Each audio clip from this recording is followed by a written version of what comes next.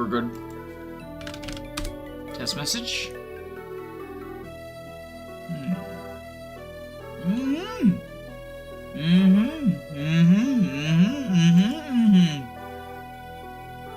It appears to be working.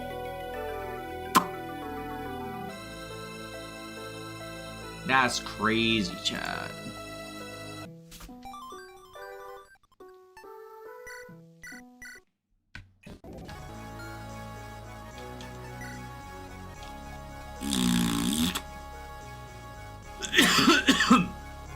Hello, famous YouTuber Danny Doyle. Hello, famous Twitch chatter Ellie Dangerous. Do I have a silver bow on Fia still? I do. I can give that to... I'm thinking Xingyi?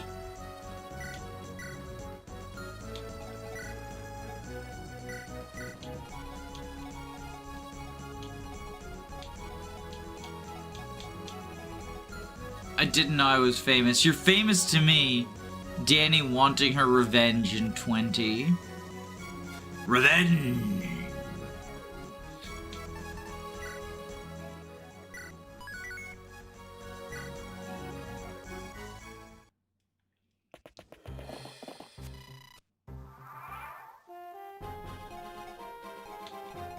Oh wait, no, we should... Yeah. You go, cause you're gonna kill this wyvern. So for anyone who wasn't here this morning, or earlier this morning, we did a couple of failed attempts of this already. Which is where the revenge line comes from. Hello, Danny, or whatever. Hello, or whatever. Gamer.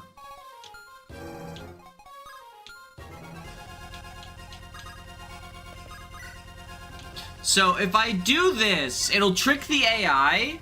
They'll attack Fazang from 2 range, which activates Tomebreaker. Because they want to stand in the woods, they get more avoid in the woods, but they're stupid because they don't know. By attacking me from the woods, they activate Tomebreaker because they're stupid. Because they all have magic swords, and the swords are treated like tomes at 2 range. So they'll attack me from 2 range, because they're stupid like that. Jason?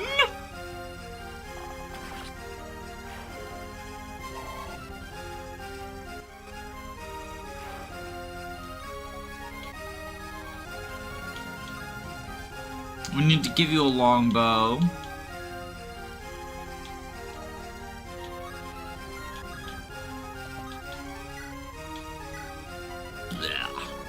So he can counter. But yeah, this chapter's been kind of kicking my ass. I'm a believer though. This one is the run. This is the run.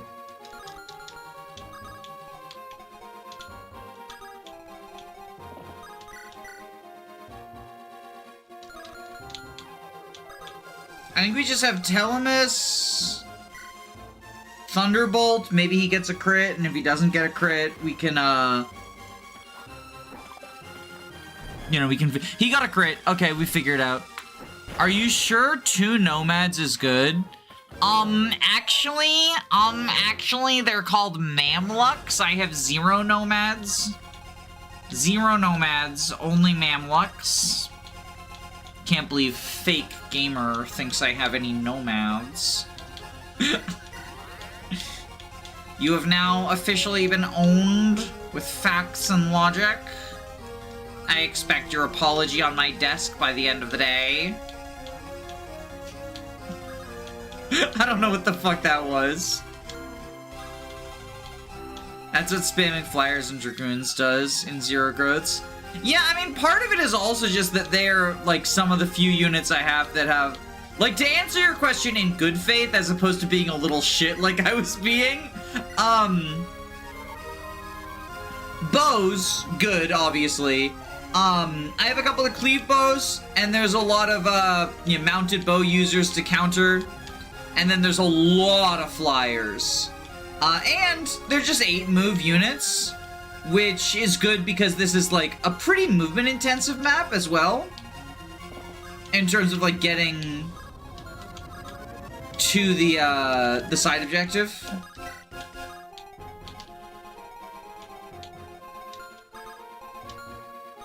You know, I considered ditching one of them for Teresa just because, you know, 7 move but flying, so, you know, forest, the rivers, all that stuff, but I think ultimately her combat is just not there anymore, you know?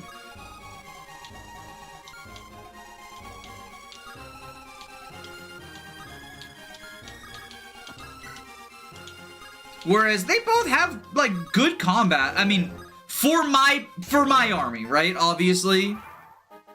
We're gonna talk about flying spam. The next chapter is worse. Yeah, I mean, next chapter I'm legitimately considering taking, you know, Fia and Pluto off the bench for that. I can't even spell Mamkuts. The Mamluks. The Mamluk curse is real.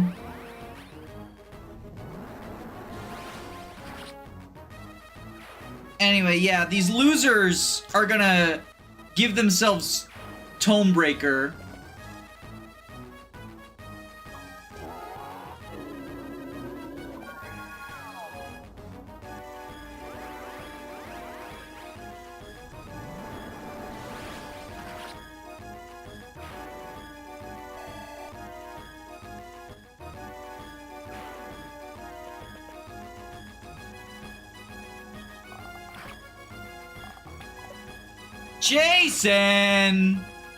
Jason Alexander, did you miss that longbow? But next chapter is like very much the flying spam chapter, but also we have anti-flying swords for Glaucus. We have Kestros's for Glaucus. Yo, that would actually hit Fazang. Holy macaroni. Fell off. Falling off moment.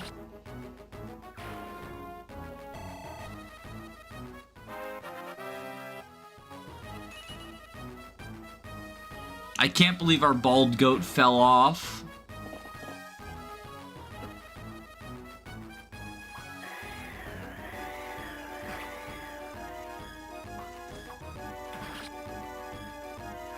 Hello, Jackson. How are you? How dumb would this game be if enemies had Vantage Plus?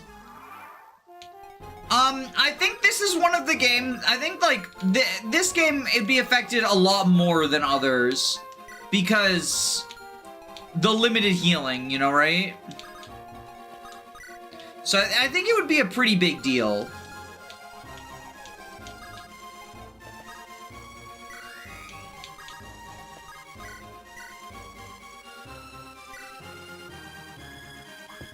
Like, I think it would be kind of a huge deal, actually.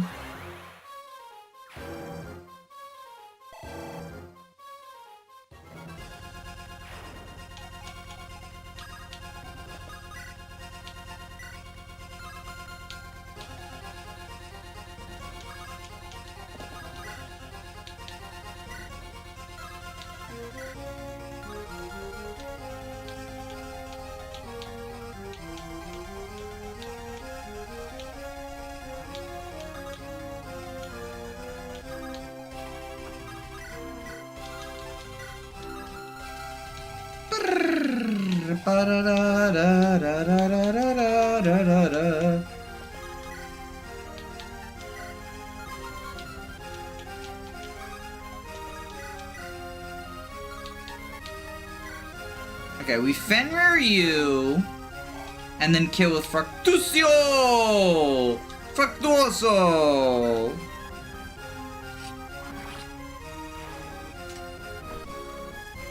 Looking at this wrong, I'm appreciating Jingyi.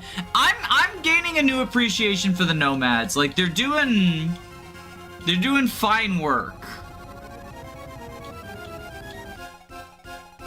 Not great work, but fine work, and that's enough.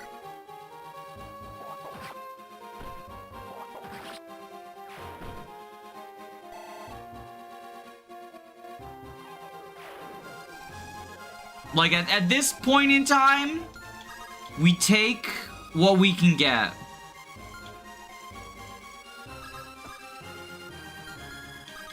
And I believe you kill with Luna, right? Yeah, so we do the Luna kill.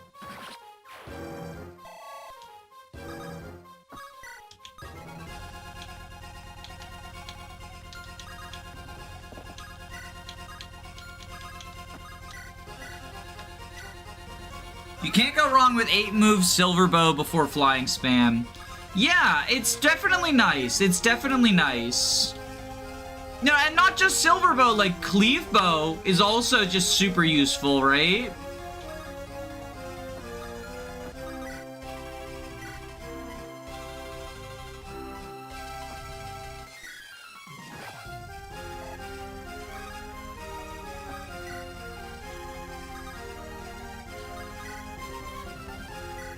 Radiant Leaf, you. And like, there's quite a few pretty movement intensive maps. You know, in addition to being flyer spam, I would say you know, there's some pretty movement intensive portions of.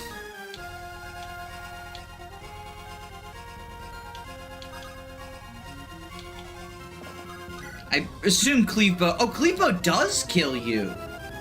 Okay, yeah, we Cleave Bow you.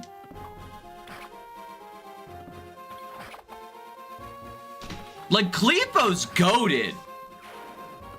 Cleave Bow includes the other Nomad and the Assassin, so it's less relevant.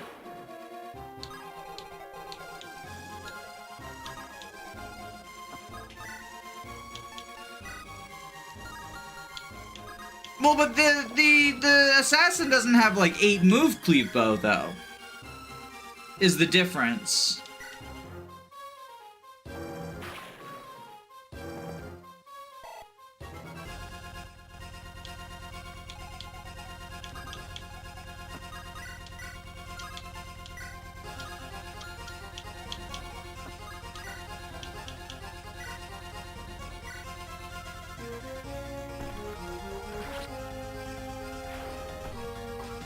Seven move is fine. I mean, 7 move fine, but 8 move better.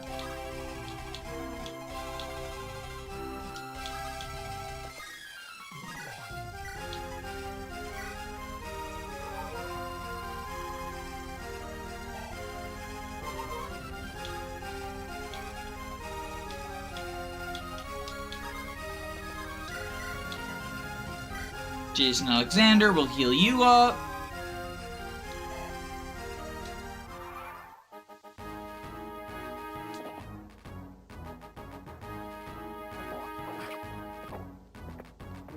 So Fructuoso does a little bit of baiting. And then the Spell Sword. Whoever the Spell Sword attacks is fine.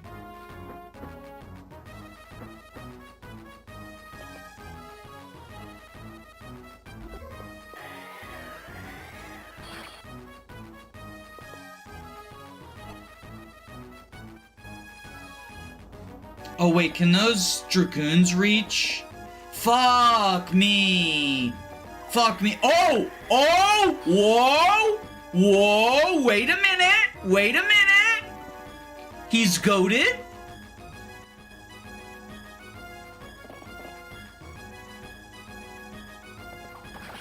Nope. Okay.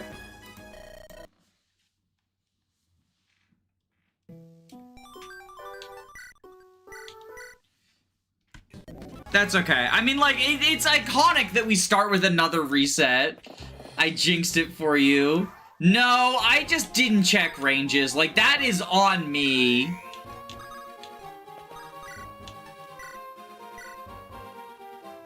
You got way too aggressive. I just didn't see the the Dragoons up there. I just didn't see the Dragoons up there. But that's okay. You know, we had, what, 4 resets last stream? This is a map that I don't remember being particularly hard either. I guess it makes a difference when you have a super trained up squad.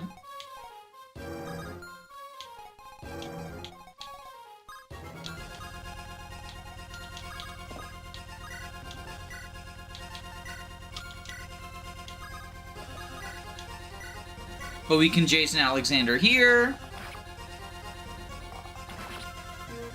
Would you say you jinged?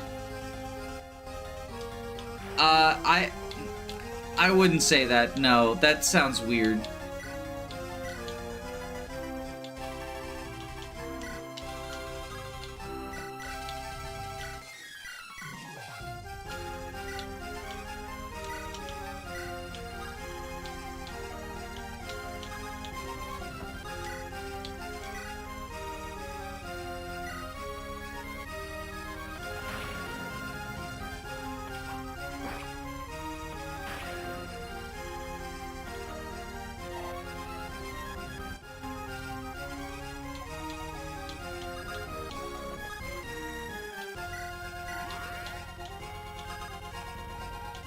Yeah, I know what you were going for. I just still didn't like it.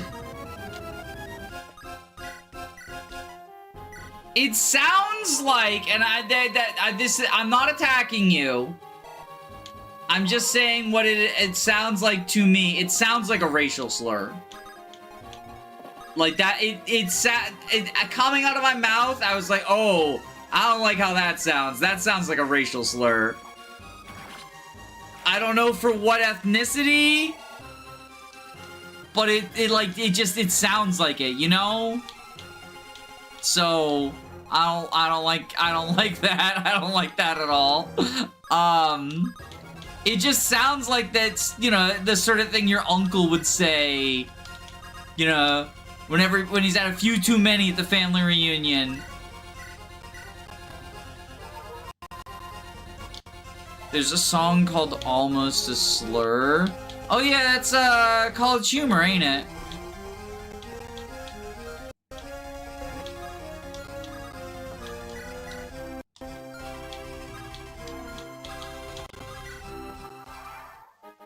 My uncle would definitely say that.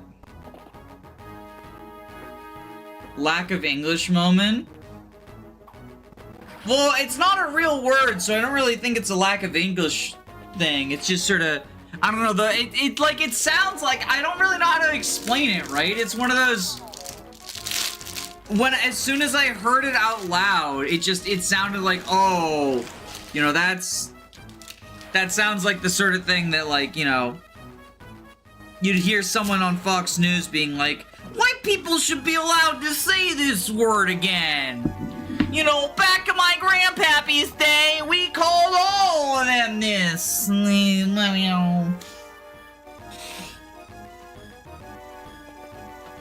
they were happy about it, too!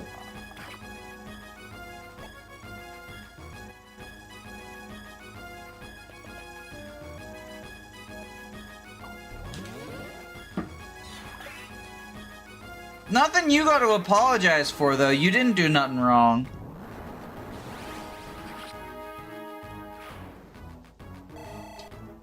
Shannon on Fox News.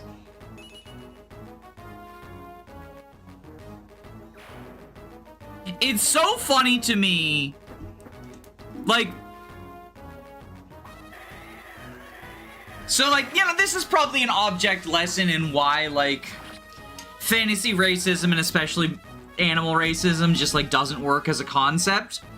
But it's so funny to me that, like, they do the scene where, like, Ike calls Leith and Mordecai by a slur and, like, just doesn't realize that it's a slur, right? Which, like, yeah, that's a thing that happens, right? If you've just grown up hearing and you didn't realize, you know? But what they went with was subhuman? Which, like, is Ike a fucking idiot? Like, is Ike just the biggest dumbass in the world? How do you make it through life and not realize that, like, subhuman is not a word, like, it's not a good Yeah!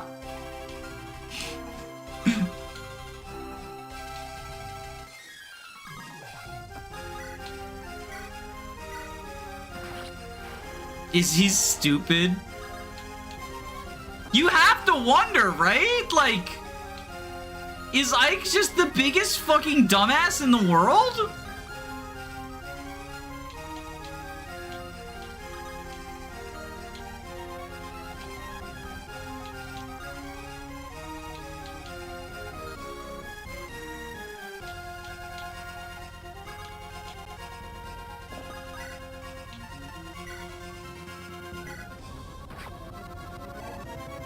It literally means below human. Yeah, it's like, you know, because that's a, you know, it's a not uncommon plot beat, right? Where, like, you know, you're raised as a kid in a racist family, and, you know, they're always using, you know, I mean, heck, even just like drawing from like real, it's not even that it's not an uncommon plot beat, like it's a thing that happens in real life. Plenty of people use the G slur for Romani, just not realizing that it's a slur, right? And like, your ignorance doesn't make you, like, you know, you're not culpable for not knowing, right?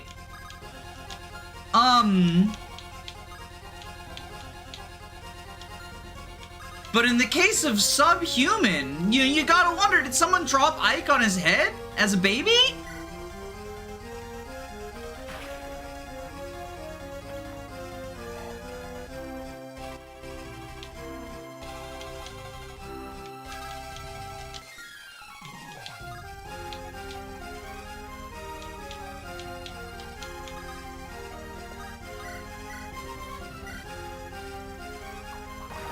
Hunchback Notre Dame uses the G-slur a lot. It probably doesn't help kids. Yeah, I mean, Hunchback definitely contributed, but it's also just, like, worth remembering that especially in, like... I mean, it's used so often in, like, Europe, right? Is it subhuman in the Japanese version? Ooh, that's a good question. You know, our riddle of the day is, was this, you know, a localization problem, or...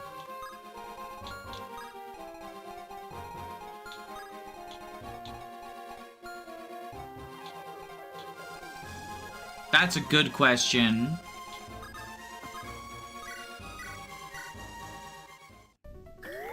I don't know the answer. Because, like, Fire Emblem back in that day didn't have the best localization team. I think people over-exaggerate to an extent.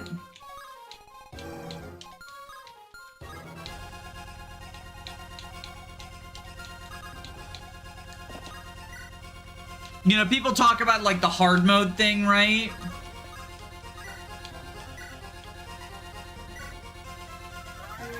Where, for those who are not aware, so in Path of Radiance, in Japan, there's normal hard maniac, right? And then in the United States, when they, you know, ported it over, they thought maniac was, I mean, Maniac tested badly, right? Like, people hated Maniac mode. So they got rid of Maniac mode and they added an easy mode. Radiant Dawn also only had 3 difficulties, but it labeled them as easy, medium, hard. And Radiant Dawn is a much harder game than Path of Radiance. And Path of Radiance is one of the easiest games in the franchise. Radiant Dawn, arguably one of the hardest. So people say, oh, it was a translation issue. They translated, you know, easy mode is actually normal mode is actually hard mode is actually maniac, just like in the Japanese version. The just stupid translators translated it wrong. But, like, no, it's just that different games, like, are different easy and hardness from each other. You know, Conquest hard is harder than Path of Radiance hard. Even with, and you know, then the counter thing is like, oh, well, Path of Radiance and Radiant Dawn are linked. So are FE6 and FE7, and Hector hard mode is a whole lot easier than FE6 normal. Forget FE6 hard, like FE6 normal is harder.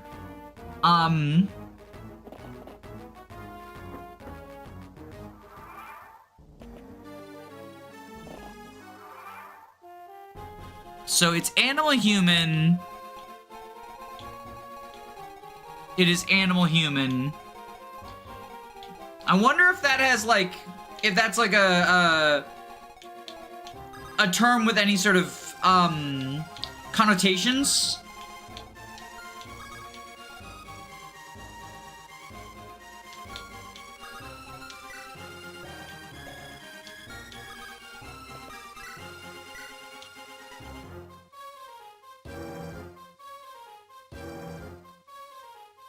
You know, like, subhuman has, like, the connotations, right? Like, I wonder if within Japanese or whatever, animal human is, like... Because things that, like, literally translate or whatever, you know how kanji works and whatnot. I wonder if that's, like, the equivalent to subhuman. How hard is FE6 normal? It's pretty tricky. I'd say it's pretty tricky. I have to go, but have fun. Thank you. Thanks for hanging out.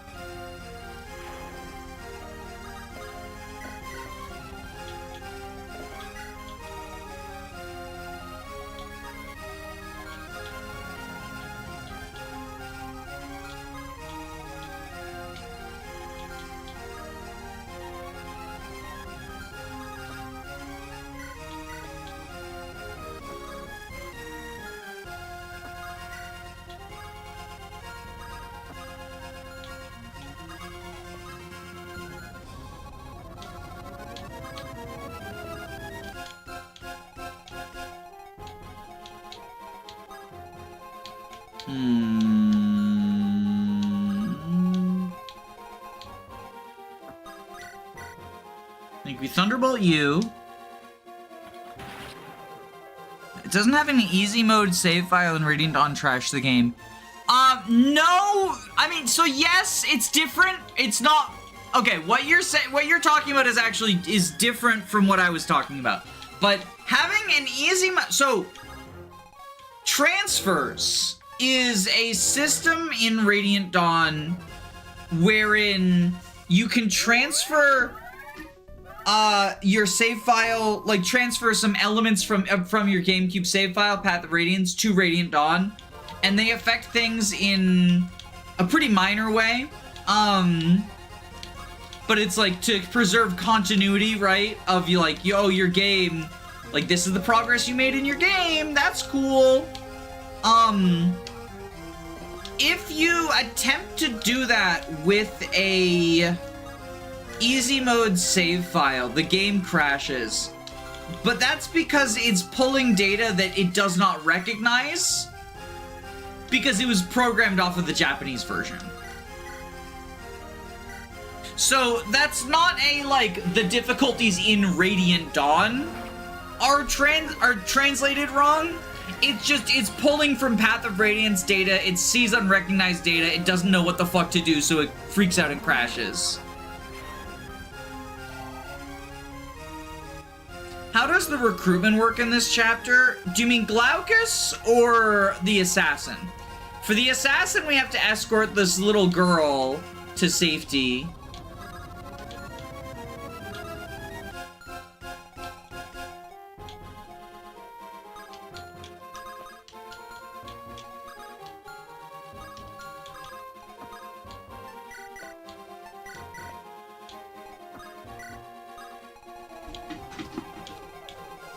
And then we can recruit the assassin.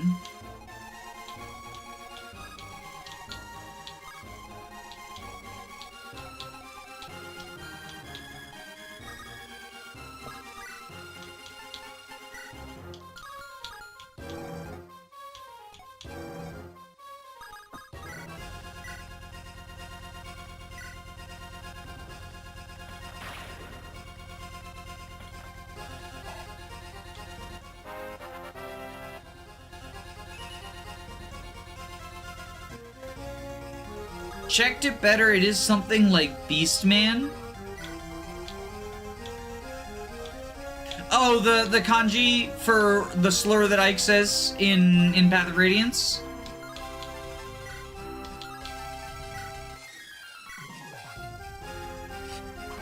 You get a girl of the house and then attack the boss once. No, you don't have to attack the boss. You just get the girl of the house and then you have to wait inside the boss's tunnel.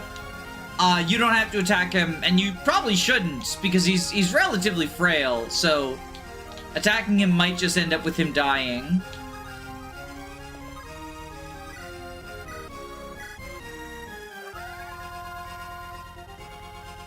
If Maniac mode stayed, literally none of the translation complaints would have happened. I think people would have found a way to complain anyway.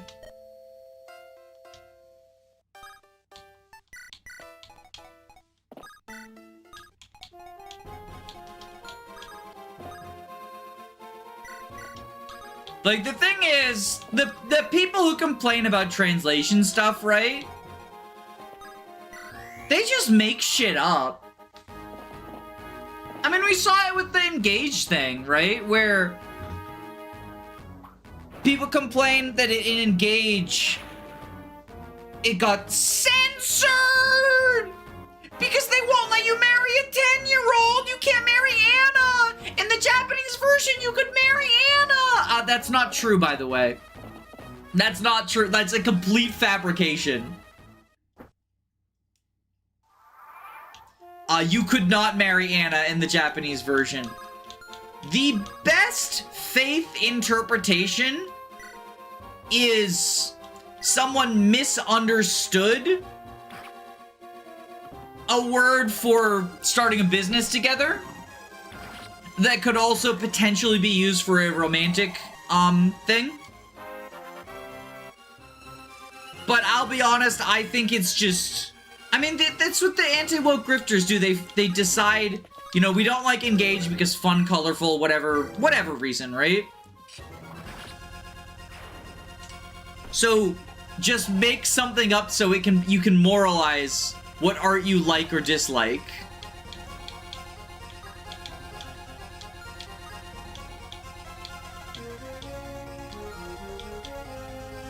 $26, $25. So he'll take 23.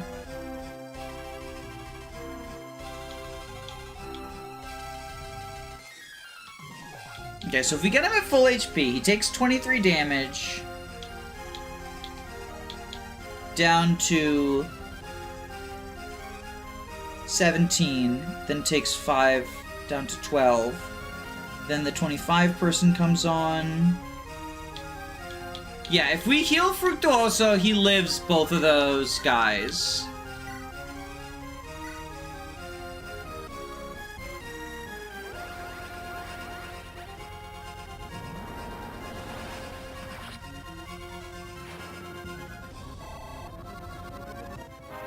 This whole time I thought you had to fight him. That must have made things harder for you, I imagine.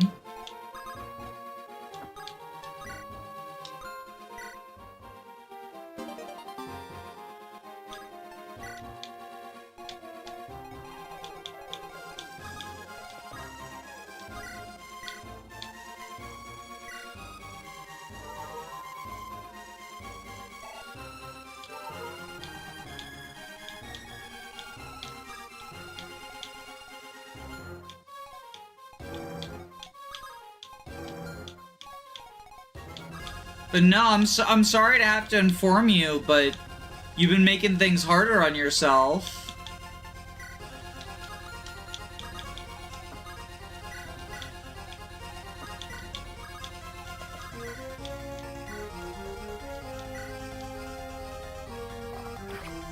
To be fair, if translations were accurate, we wouldn't have English Garcia Dawson support, and I wouldn't give up anything for that. I think it's also, like, because the framing of, like, accurate versus inaccurate, and I've done this rant, like, several times, and this is not, like, attacking you, but the idea of, like,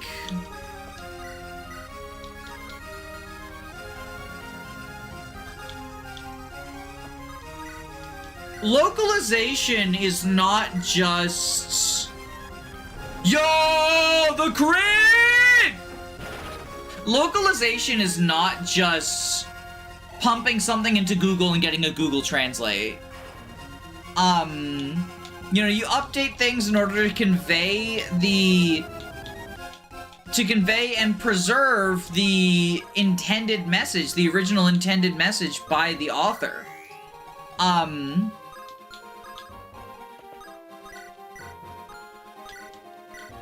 Like, the irony in all these, like, anti-translation or anti-localization complainers who'll be like, something got changed. It's not literally word for word. They're trying to make it so you don't actually understand the intention of the art. Like, localization is there to preserve art's intention. It's to make it so that it can cross cultural lines in a way that it wouldn't otherwise. Whether it be things like idioms or just not understanding a cultural touchstone. And there are certainly times where it, has some silly implications. Stuff like, you know, Brock referring to onigiri as jelly donuts in the Pokemon anime. Where it's like, I think we could trust a non-Japanese audience to, you know, understand a piece of food or whatever, right? Like, not all localization is done well.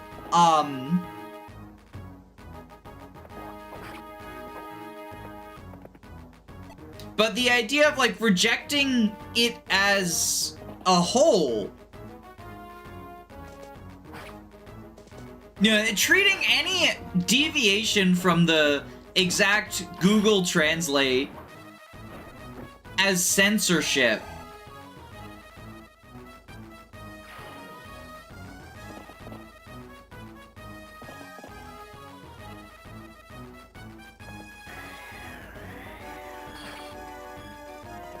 It's just silly to me.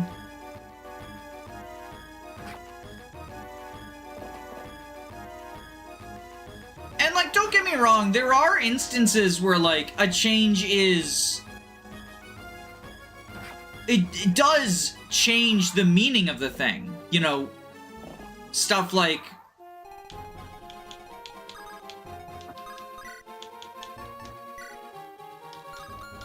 I mean, the one that I'll go for, that I'll say, like, this was a thing that, like, legitimately changed the meaning of it, was the, Soleil Corrin support? The one that everyone says is conversion therapy because they haven't read the support. Wherein it... The drugging was removed, right? Where Corrin no longer drugs Soleil. And instead it's like using your imagination. Imagination. And like that is, you know, arguably going against the spirit of localization or whatever. Or if not the spirit, it's, how do I phrase it? It's not maintaining the meaning. The reason is that support was poorly received in Japan. You know, much like Maniac Mode was poorly received in Japan.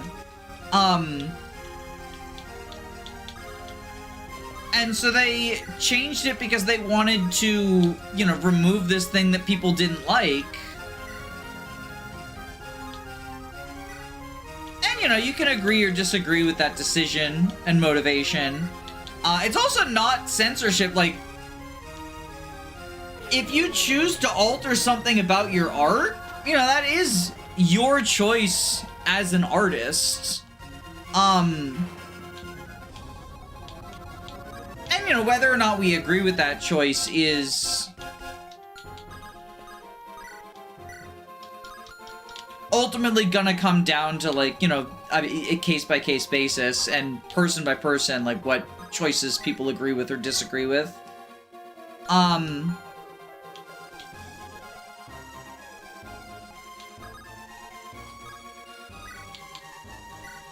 But I also think, you know, you gotta respect an artist's right to do that, if they so desire. Okay, if we do this, then you double with the Radiant Leaf. Does that kill? It does. The 1% crit. Didn't Japanese Radiant Dawn use... Didn't Radiant Dawn use the Japanese easy mode and use that to translate for everyone else and left the hard mode? I'm kind of sad no one gets to see it. Oh, were you talking about the 2 scripts thing? Are you talking about the 2 scripts thing? Yeah, people make a really big deal out of that too. And it's another one of those, I think people who make a big deal out of it, it's having... There's a reason that the people who make a big deal out of it are the ones who haven't actually read the hard mode script.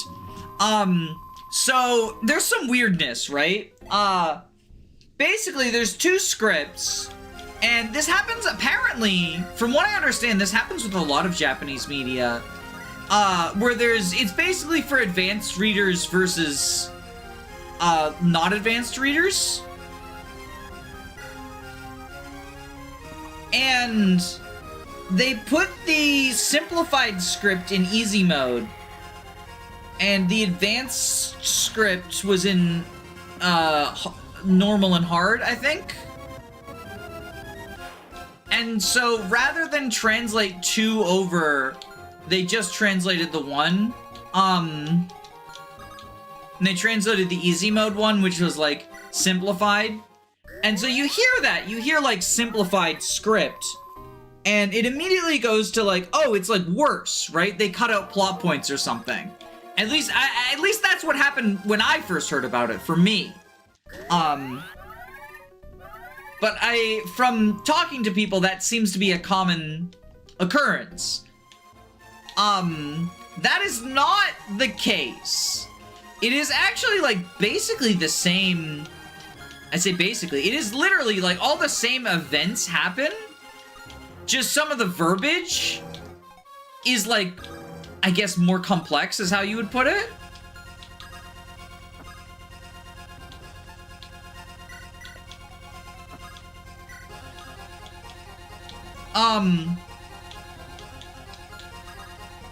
Because I thought, yeah, because Radiant Dawn's, especially 4th act, like all the part 4 stuff, feels really rushed, right? It feels like, you know, there's some plot points that feel like they got skipped over or done short or whatever. So when I heard there were 2 scripts, I was like, oh, well, that's why they must have cut stuff out that like explains things, like the second blood contract, etc., etc. But no, it's just the same stuff. There were some changes made in localization, but those actually were not, to my knowledge, you know, I might be wrong, but from what I understand, those were not actually a result of the 2 scripts, like going off of a specific script or anything.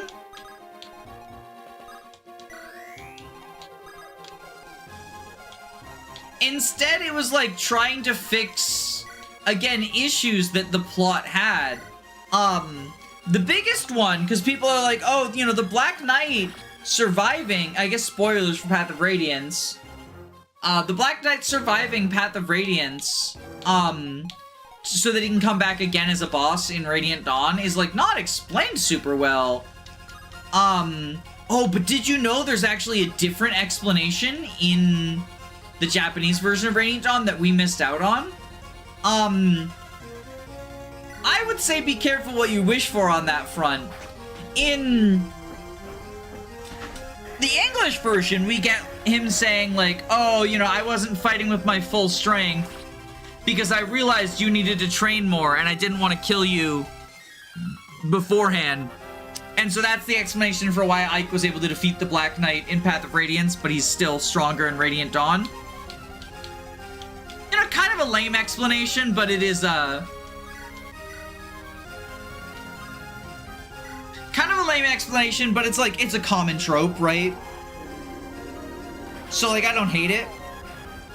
In Japan, in the Japanese version, actually, what happened was the Black Knight used his warp powder to warp to fight Ike, and when that happened, the warp powder malfunctioned, and it only warped his armor instead of... So Ike never actually fought the Black Knight. It was the Black Knight's armor. So he fought his armor, and the armor was possessed by warp powder like a fucking ghost. And that's why Ike was able to defeat him, because he wasn't actually fighting the Black Knight. He was fighting the animated armor of the Black Knight. And that's also why the Black Knight's armor is no longer blessed, because Ike killed the armor. So the blessing's gone. Which, you know, obviously you're entitled to your opinion, but I think that's fucking batshit. I think that's fucking batshit insane, and I think that's a terrible explanation for the question of why was Ike able to defeat the Black Knight, but now the Black Knight is, like, still too tough for Ike to defeat. I think that's a stupid fucking answer. You didn't defeat me, you defeated my armor!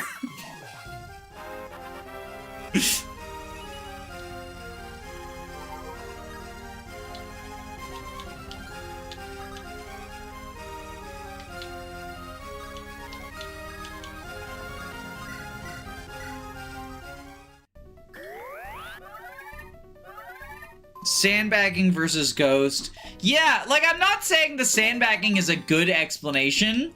Honestly, I'll say this, right? I don't think they needed an explanation. I think you just use video game logic. Why is the Black Knight still a hard boss if Ike defeated him last time? I don't fucking know, it's a video game.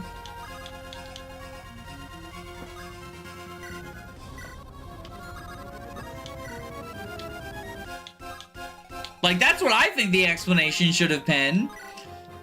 You don't always need to explain literally every detail of the mechanics, how it fits into the world. And I think doing so is, like, a Sisyphean task.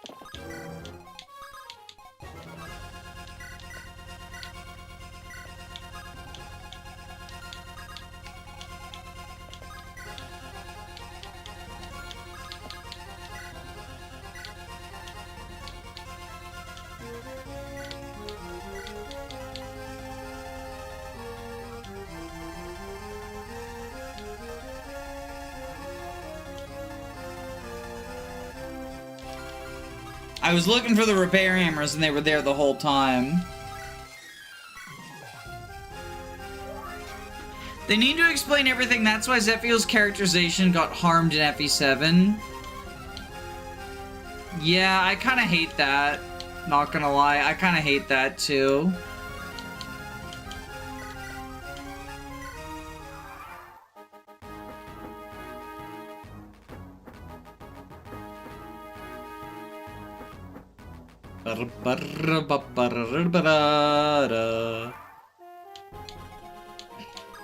Okay.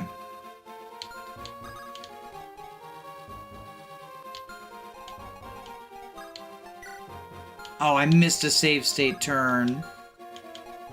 Kestros Earthquake. Oh, oh boy, oh boy.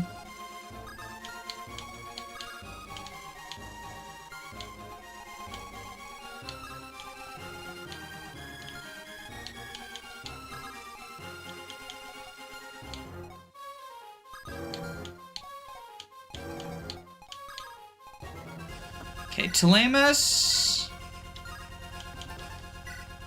Hurricane here.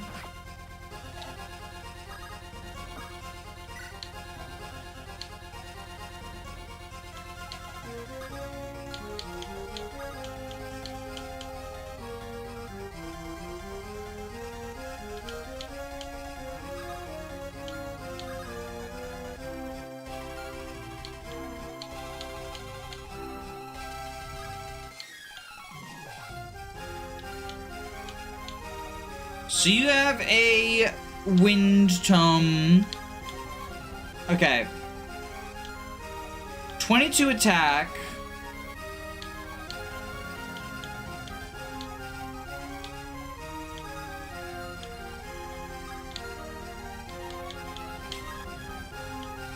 We put you here. Tiresias Mend. So Fructuoso's luring that Malignite.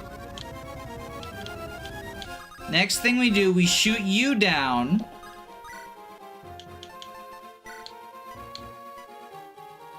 Silverbow you.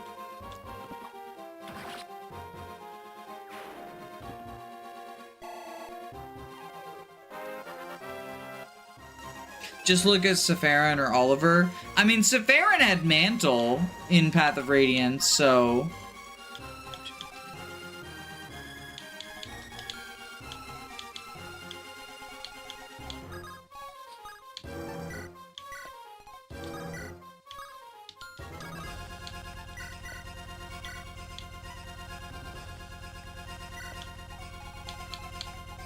Oh shit, wait.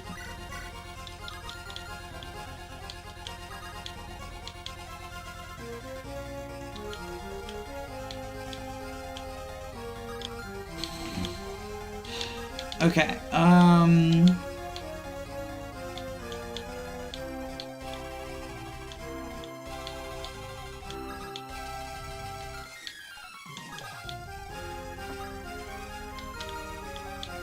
if you go here, rally, you go here, Maelstrom,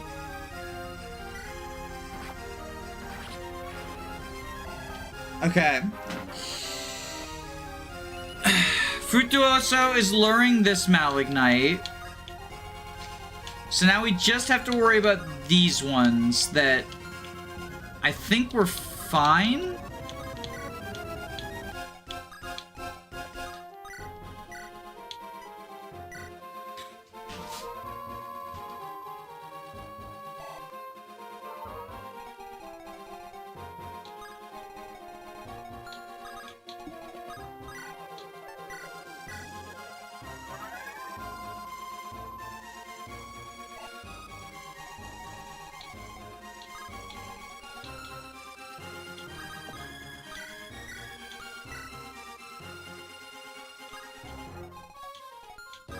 Oh, shit. Fuck! Okay.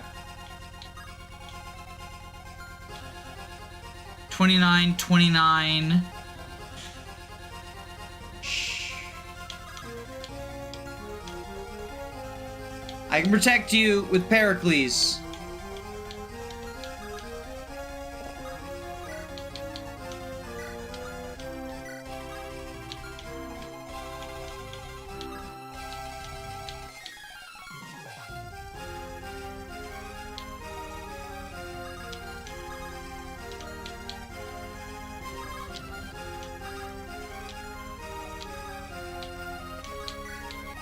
I think, you know, those guys up there, they always throw me.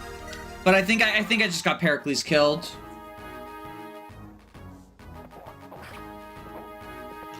I don't know if all three of them can attack him or not.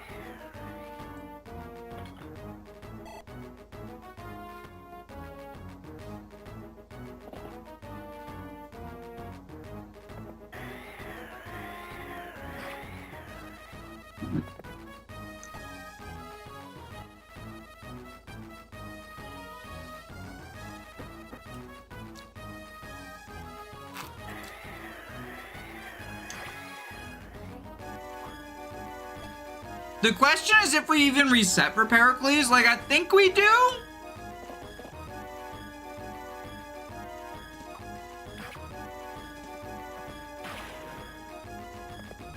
Oh, Thunder was the wrong call. He lives unless he crits to suffer from success. Why the fuck did I give him Thunder? Okay, we're good. Holy shit, that was so stupid.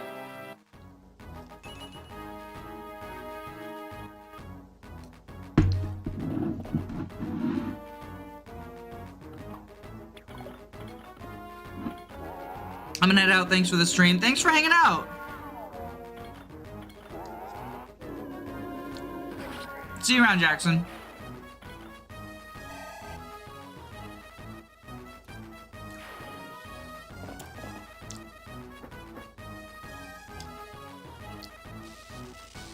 You're fucking kidding me!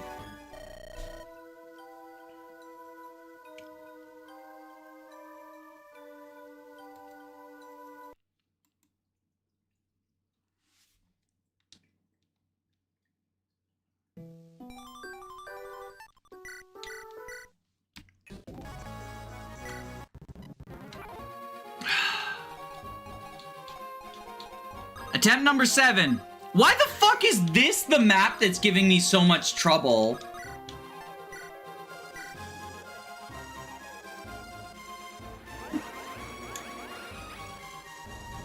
Is this 7 or 8? This is a late one.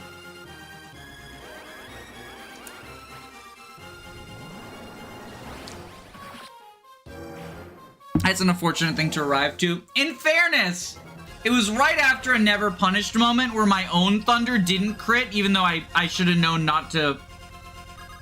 I shouldn't have given Thunder to Pericles. I made a number of mistakes that turn, and I recovered from most of them. And then the one mistake that I didn't, like, do something to actively recover from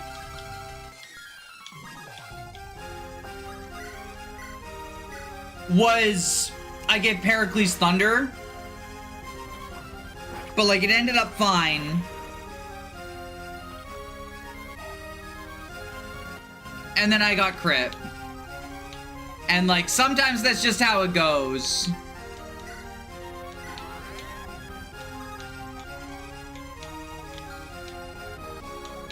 As unfortunate as it is, sometimes that's just how it goes.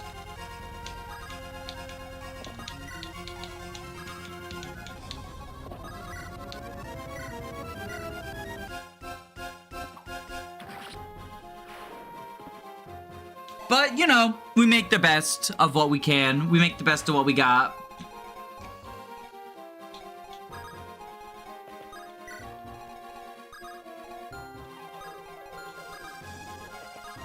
You know what I keep forgetting, though? Is to give you a longbow.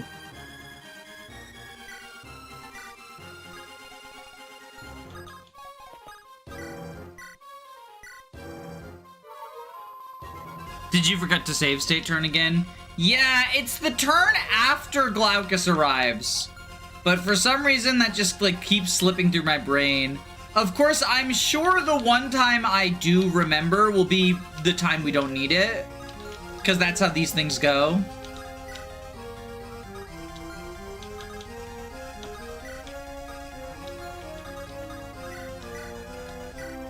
You know?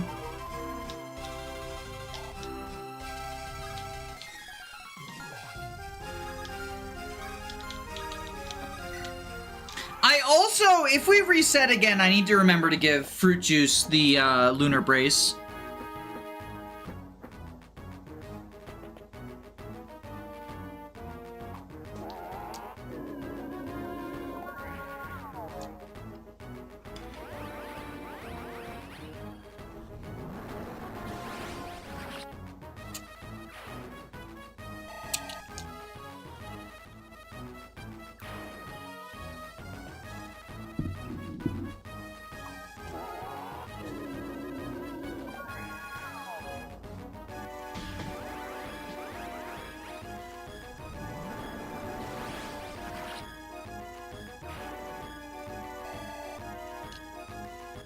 Because, like, it's just pure upside on him.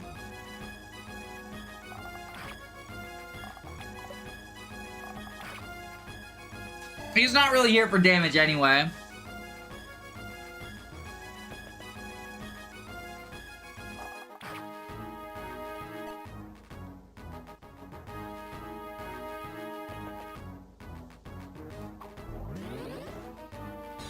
I like how these idiots, they get in the forest for terrain bonus, but little do they know being in the forest activates Tomebreaker, when if they attacked me from one range without terrain bonus, I would have less hit on them. Baldman Gaming.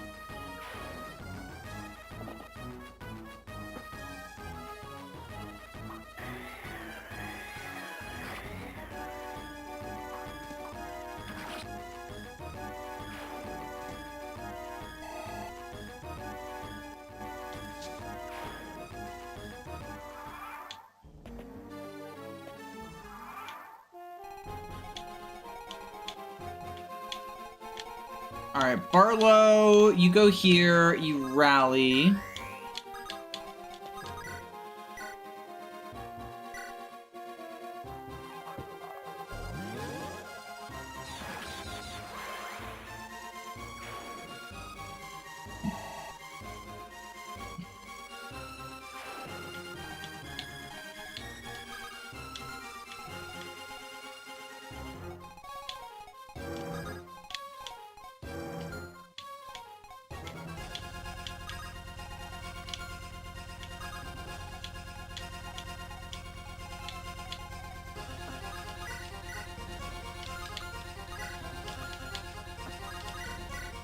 Alright, let's see if we can get some lucky crits. Not one this time.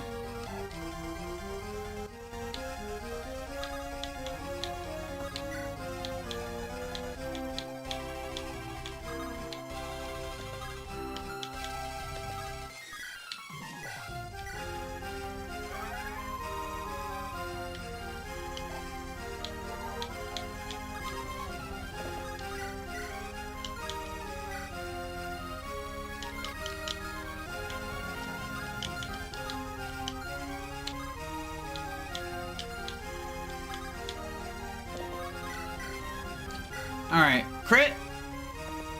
Oh, my Lanta.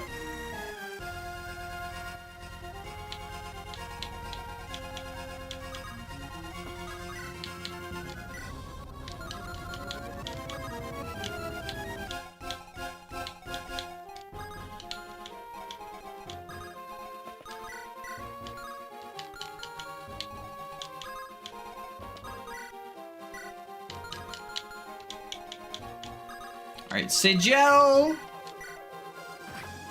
into Iron Blade.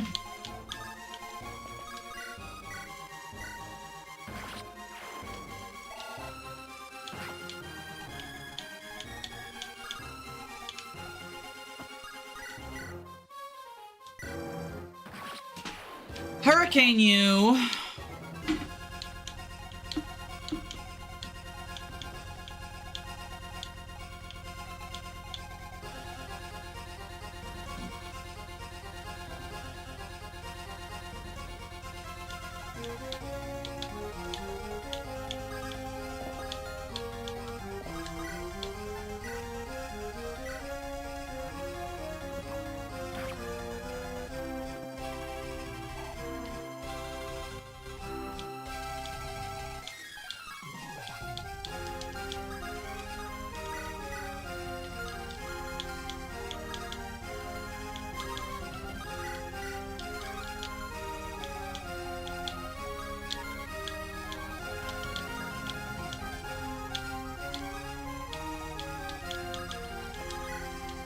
Divine you.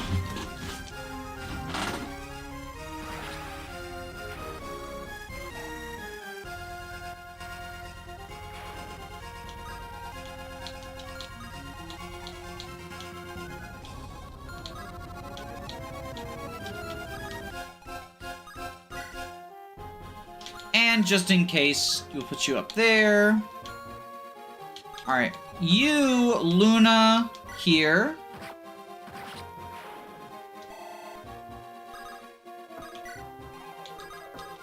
Mend up Jason.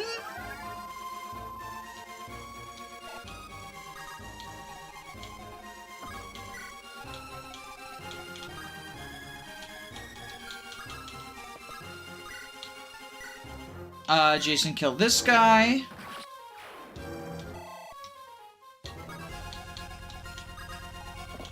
You go up there. Okay. But yeah, I think I just get so excited about, like, oh, Glaucus is here. I can finally, like, start handling this side of the map. That then I just forget, like, no, you gotta save state, Danny.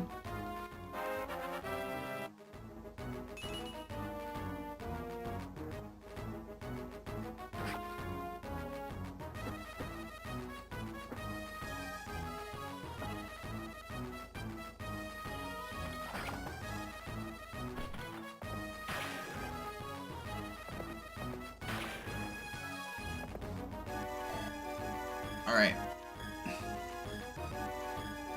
So we ought to be good now.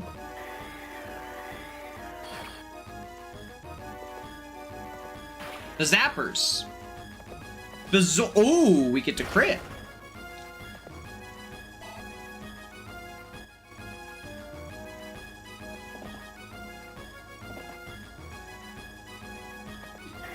And then Ophelia.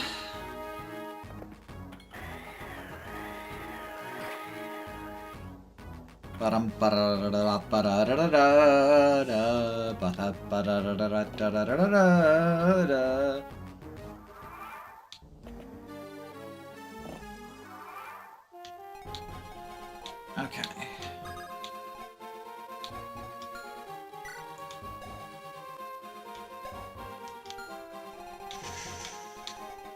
So you...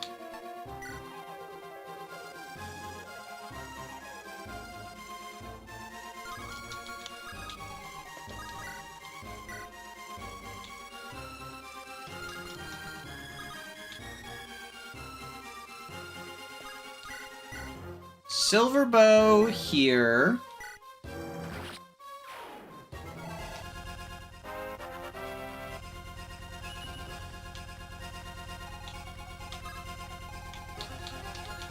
You give Jason his iconic Iron Axe and shoot down you.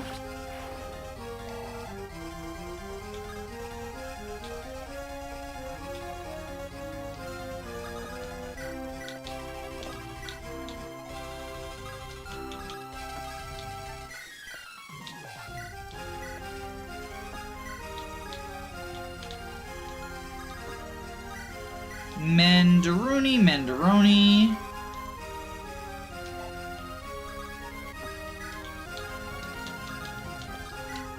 You go there. Okay. Now, we've got y'all all to deal with.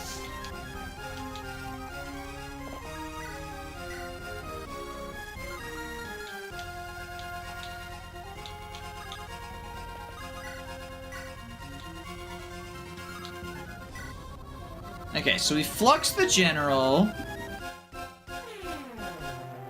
Ziyang is here. Hopefully I'll actually get to recruit him this stream. We failed this map a few times last stream, and a few times this stream. This has been giving me trouble. I don't know why. Like, I don't think of this as, like, one of the hard maps or whatever, but... maybe I have to rethink that assumption. Ba-ba-da-ba-da-ba-ba-da.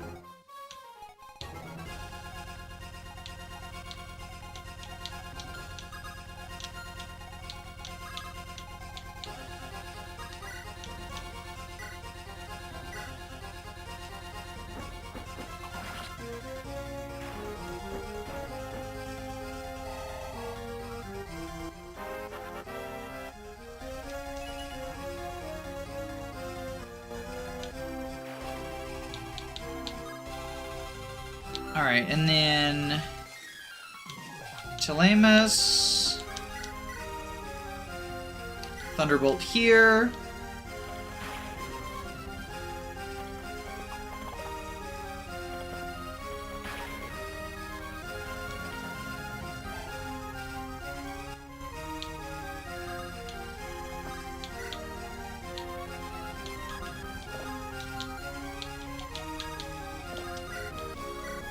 Cleave Bow you.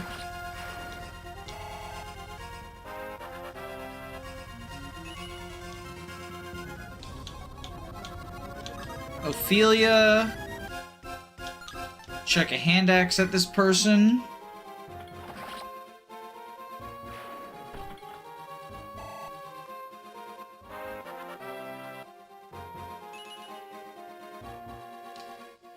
And then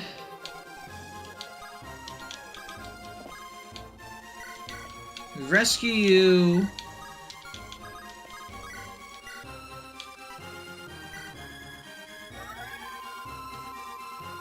Heal y'all.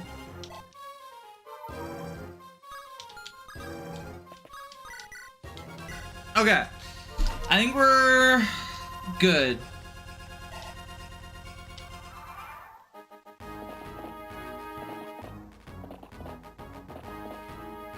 Y'all attack Jason.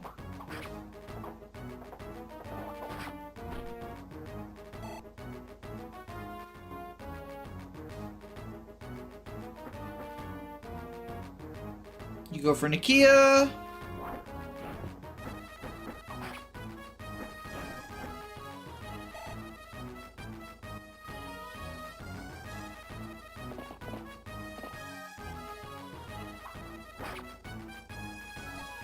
All right.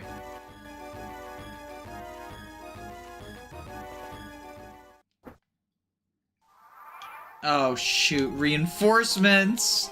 All right, we can Sage LU.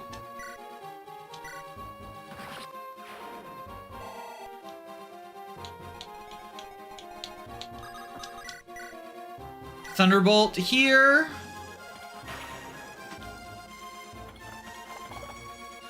Please. No crit. Okay. 11 damage. We can do 11 damage. Easy enough. Easy enough.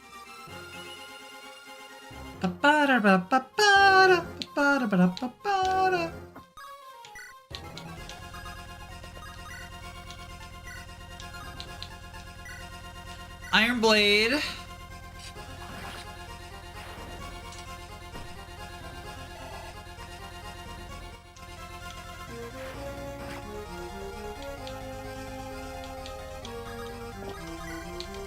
Iron Bow. The general crit animation for Tomes is so cool. We call thunder from the heavens.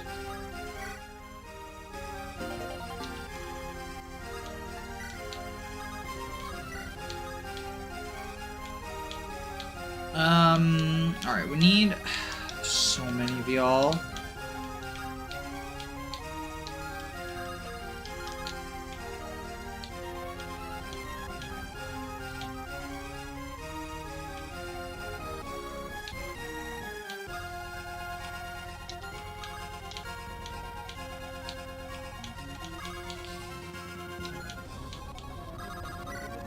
Okay, Cleave Bow, you. Ooh, but Jason HP moment. Okay.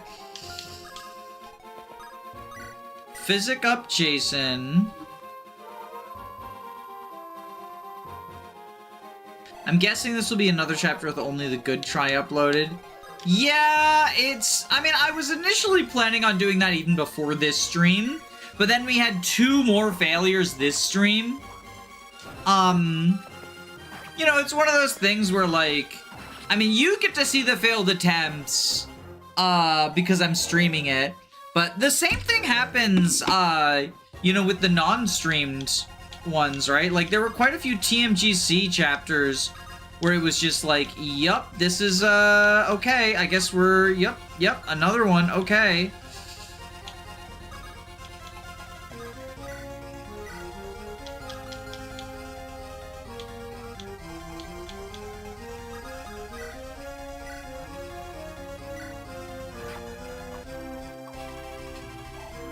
Missing with the Cleave Bow. Oh no.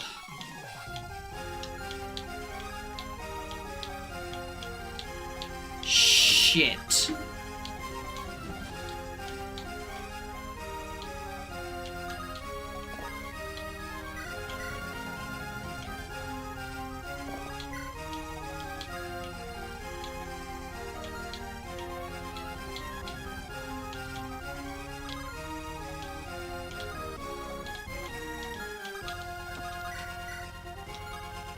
Okay, we'll Luna you and then Kanto away.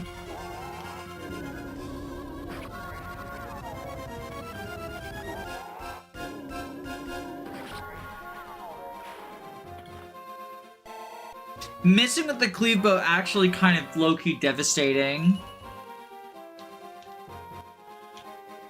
Because it means I don't think we can kill this Great Knight.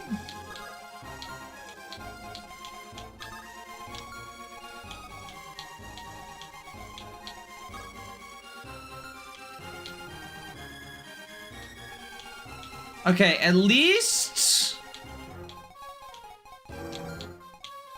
it's just the Spear Great Knight. And even with rescue penalty, she's not doubled.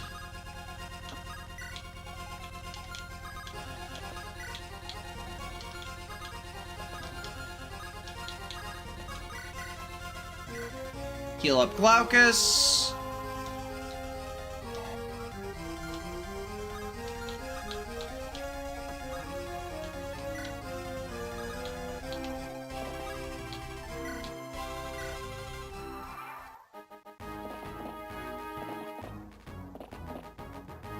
Okay, Glaucus's existence diverted one of the Dragoons. That's good. Is Glaucus usable? Oh, he's more than usable. He's phenomenal. I would hope the return of the Cleave Bow in mainline games and not just as a random reward in 12. Wait, is Cleave Bow from FE12? I didn't know that.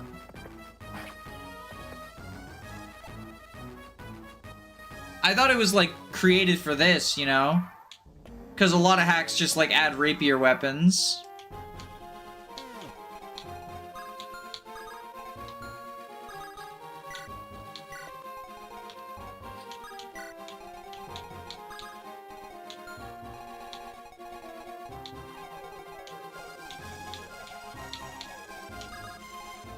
Alright, can we kill all y'all?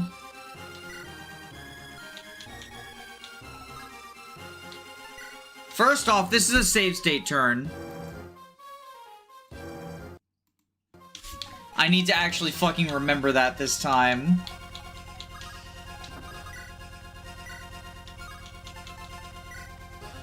Okay, we kill you with the rapier, easy.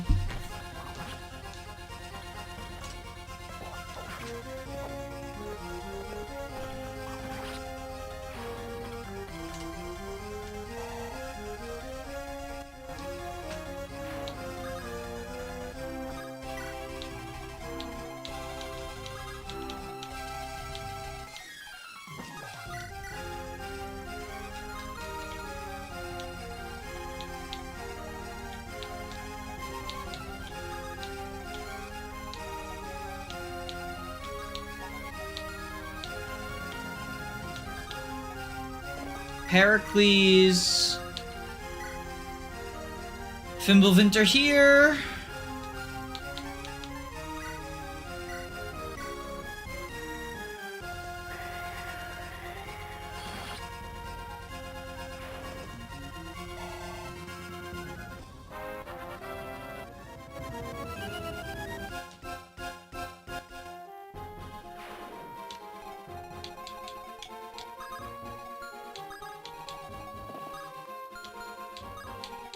We go here, we rally.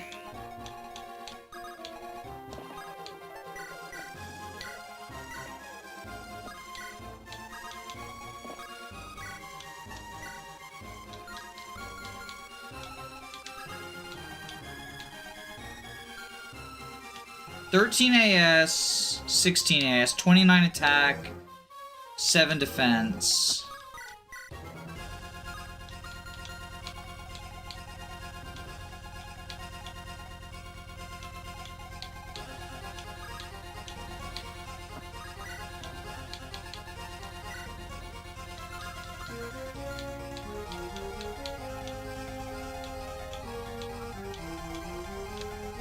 Just gotta be careful, I'm not luring y'all.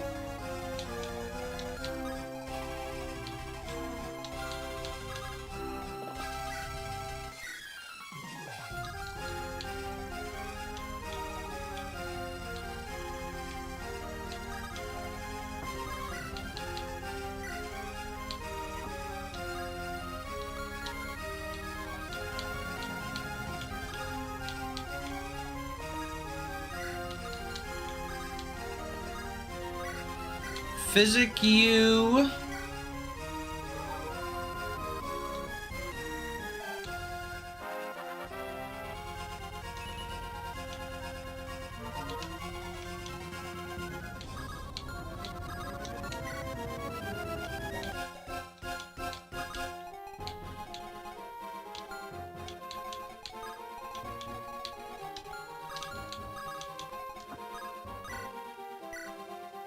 Thunderbolt.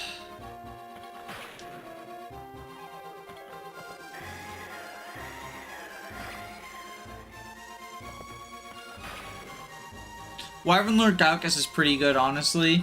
Yeah, I mean, I think Teresa, just because she's around longest, is probably the best of the flyers. But Wyvern Glaucus has, you know, the decent mixed bulk and the ability to attack on both sides of the spectrum, which is nice and appreciated.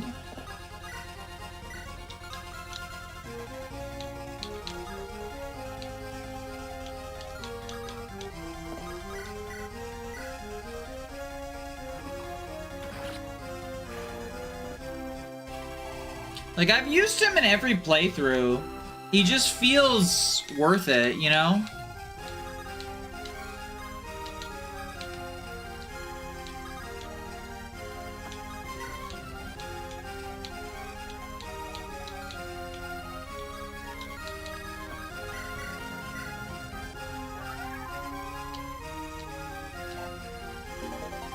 So we get A rank, that's barrier.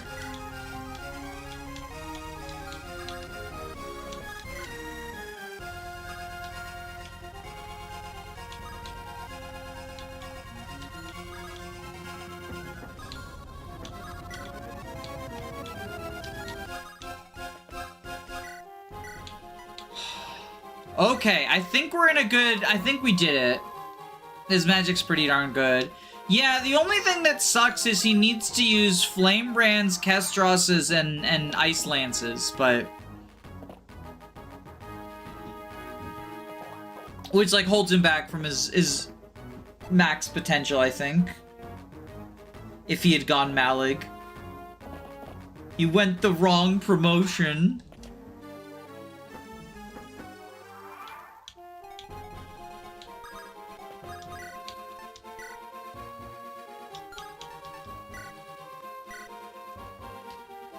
Spiral U.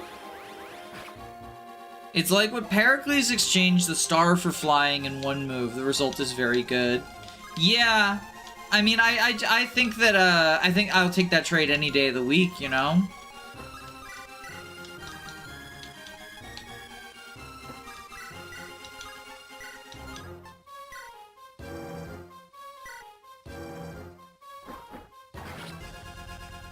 I wish there were more valuable Malignites in this game, because aside from Demeter, is one of my favorite classes in Fades. Yeah, it's unfortunate that it's kind of like throwing on both of the unpromoted flyers to send them Malig.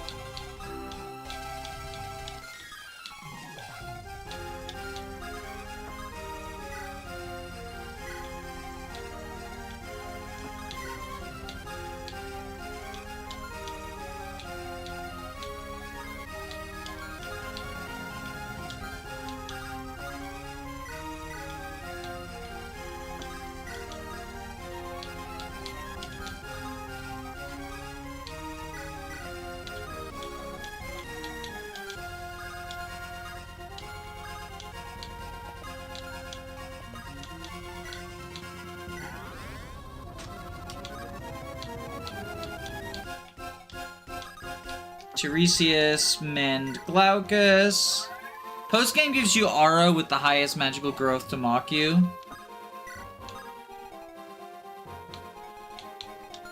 Oh, is that why she has growths in the bot? I assumed it was an anti-spoiler measure.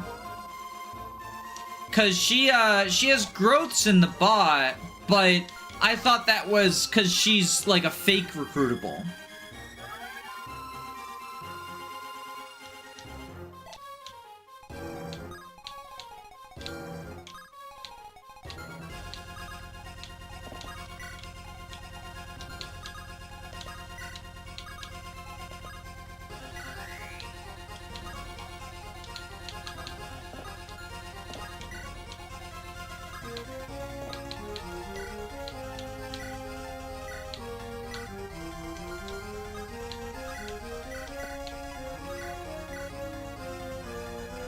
All the fake recruitables are recruitable in the post game, including Elias and Sandy. Ooh.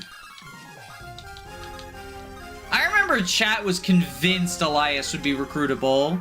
And Dolus. There's so many posts on the forum that's like, how do I recruit Dolus? I want that Master Seal and Brave Sword.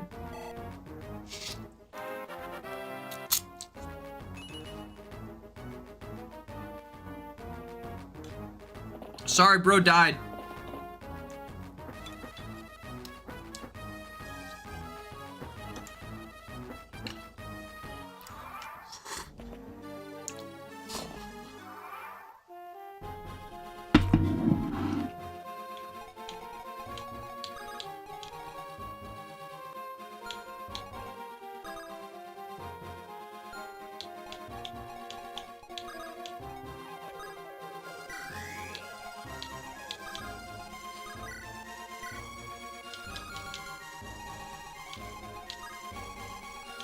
Ooh, we gotta be careful. We gotta be careful with this group.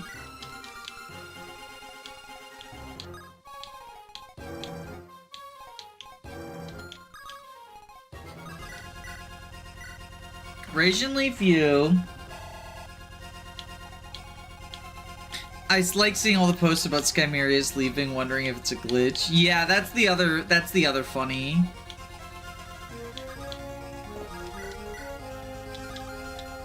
That's the other funny.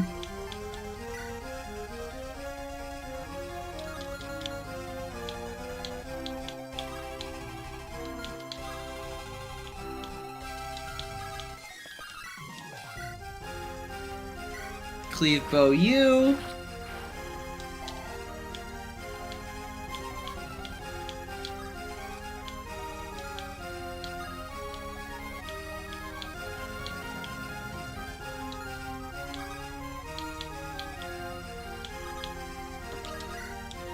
Rapier U. Speaking of, I love the foreshadow in Chapter 13 about how Dolus says that his swordplay sucks and he worries about how he can protect others, and then he dies because he whiffs a 91. Gameplay story consonance moment.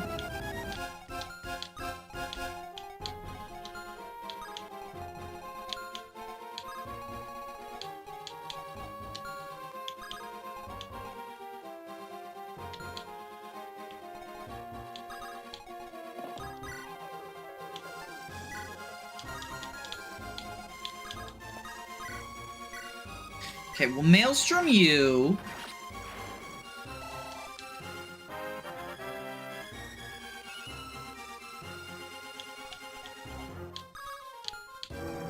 Silverbow U.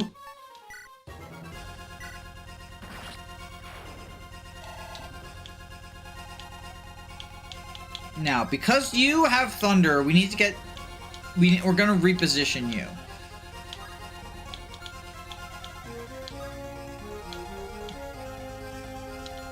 So the thing we do is you, Cleave Bow,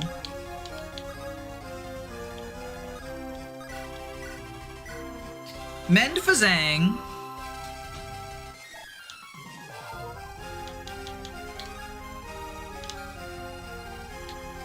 AS of 17.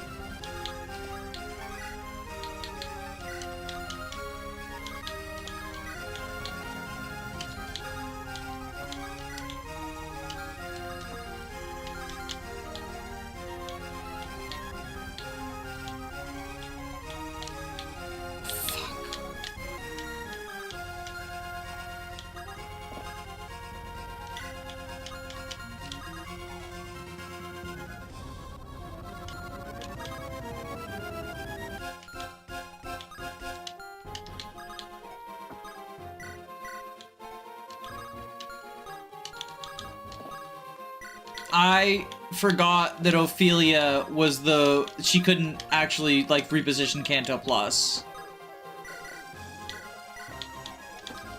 That could have gone really poorly.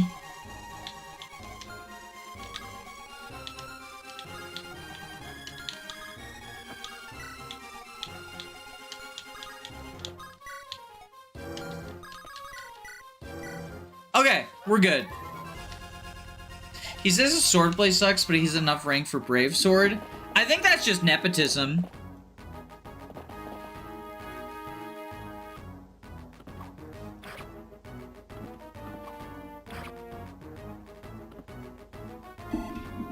Like, honestly, I think that's just nepotism.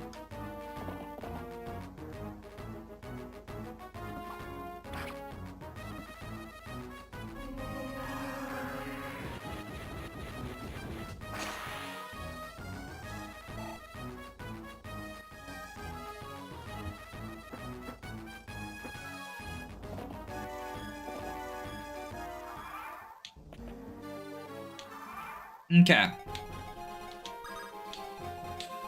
So you... Clepo... Okay, how do we want to do this? Telemus, can you... 19.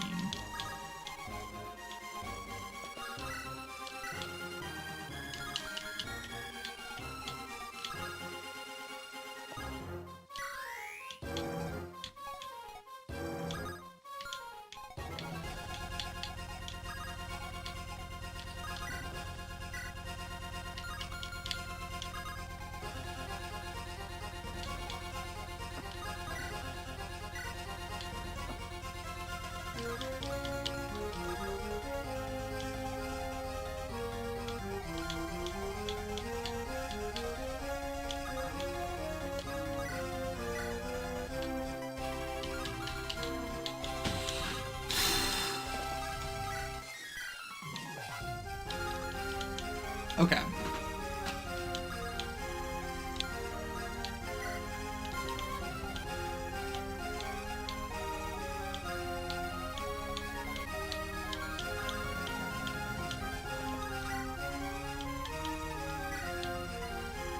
You, Silverbow the Thunder Malig.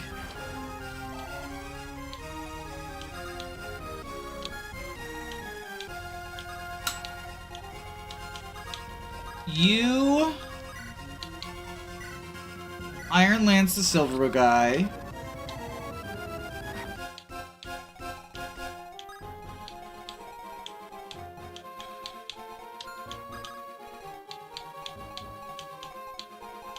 You, Killer Bow the Short Spear Malig. Is the stream title a reference to Halo 3?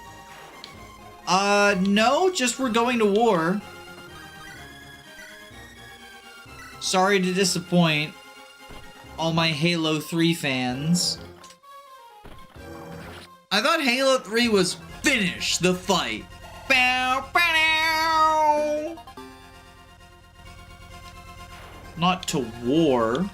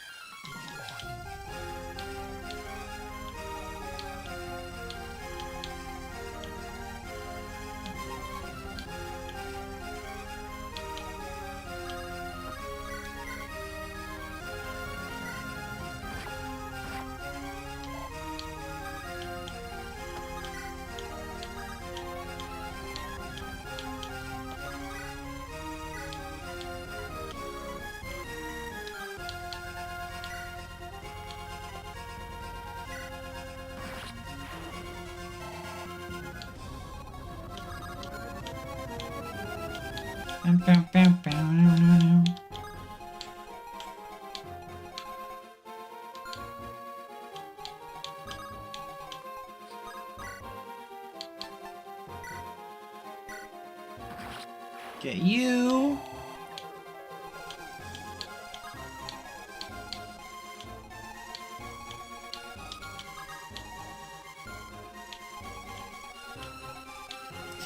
Okay, so 29. So 20 attack. Versus 3, that's 17. Would knock him down to 23. Then he takes 5 down to 18. 29. 12. Okay, so if we heal Fructuoso, he lives both of these guys. So now the next order of business is getting everyone out of the Swordmaster range.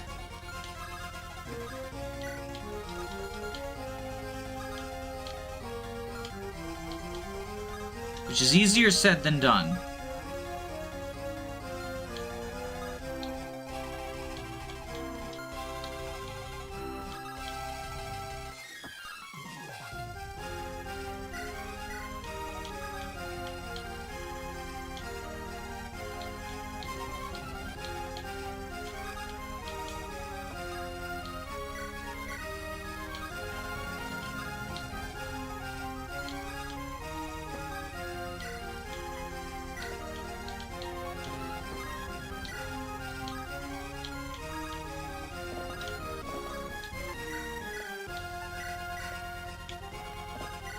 Okay.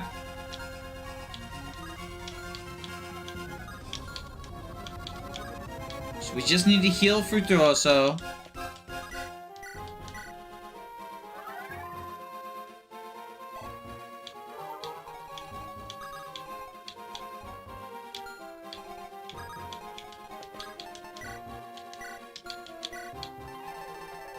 Hit the switches. What is this, Lin mode?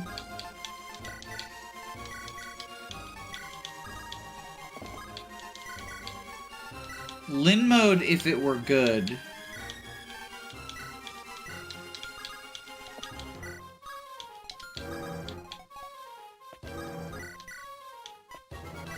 Okay. I think we're in an actual demanding position for now. I'm playing the FE5. I just fell for the trap in America. I didn't bring enough door keys. Soft locked? Question mark? You gotta buy door keys. It's Thracia. You gotta buy door keys.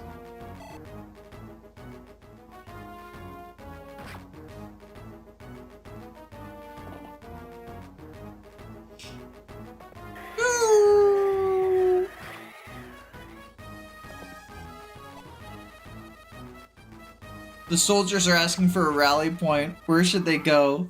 Cock's pistol. To war. War were declared.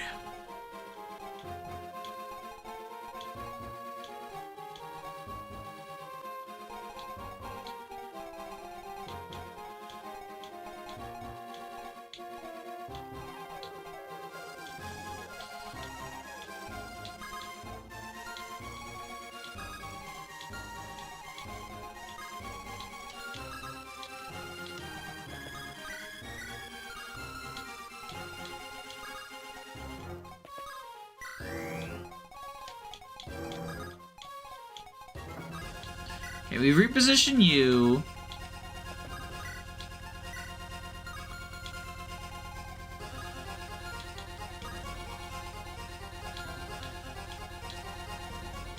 Oh, I think this is a save state. Yeah, this is a save state turn. Okay.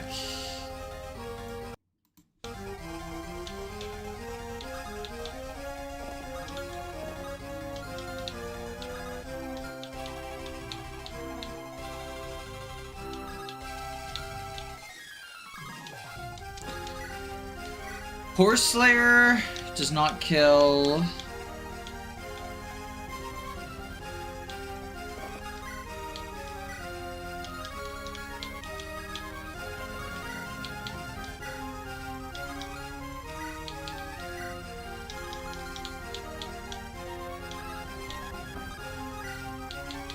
Steel Axe. Oh, just shy.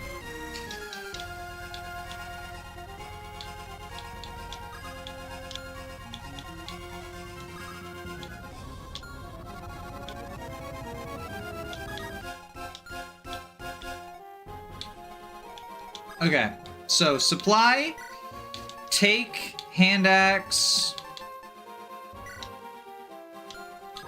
trade, hand axe, lightning, hand axe here.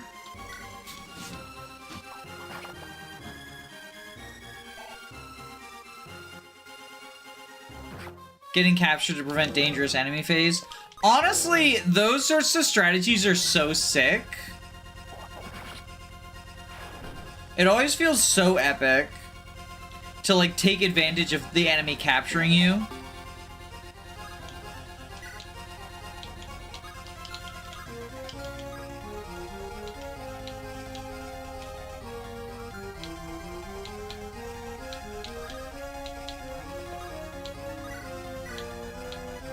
Okay, heal Fructuoso up. Lara would be the thief you deploy when Lithus is fatigued and forgotten once Pern joins without dancing. But dancing is what makes her goated. Smiley face.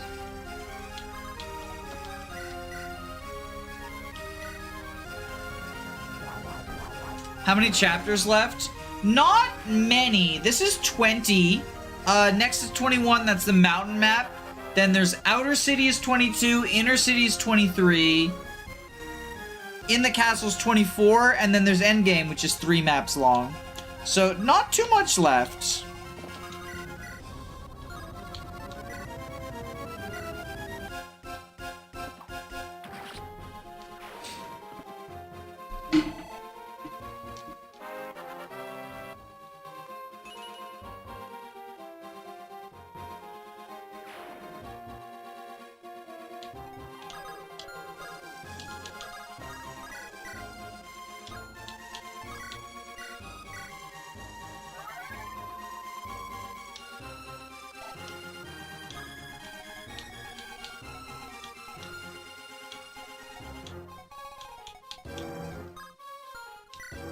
Mr. Brave Weapons.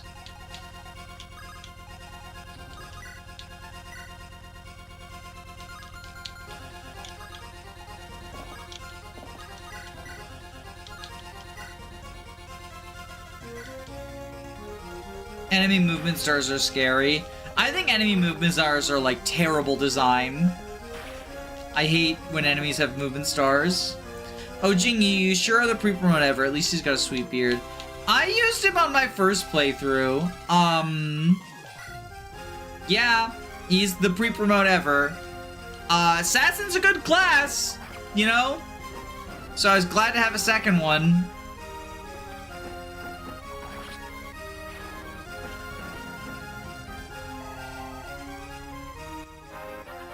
That's kind of all I can say about it.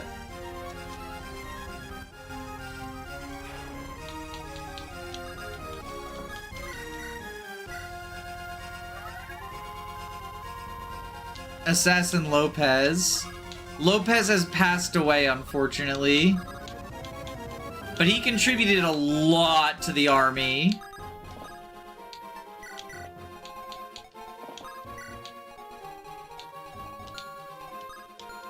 Before that.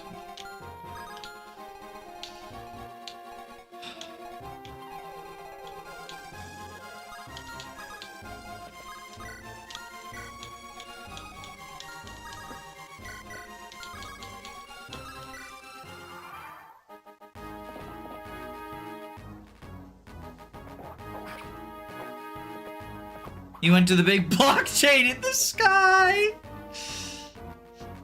Random night in the formation 17A, the Sias map, had 1 movement star.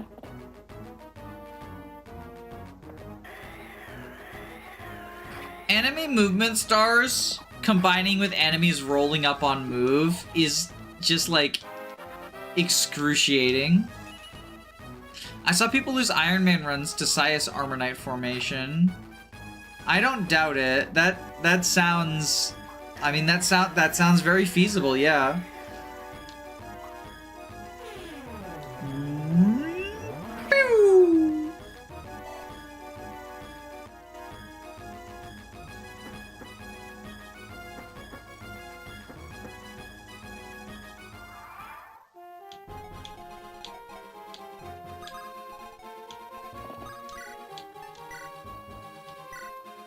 So, cleave bow.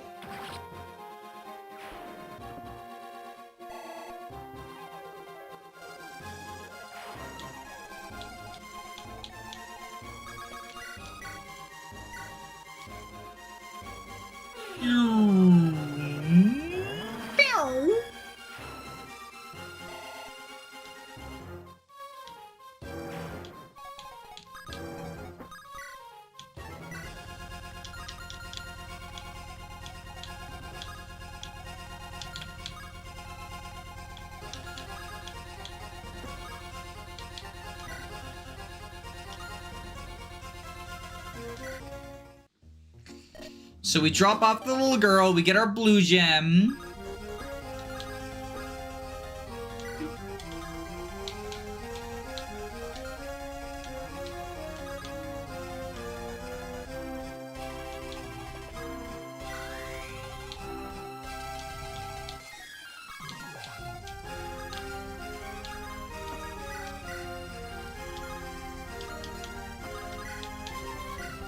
Luna, you.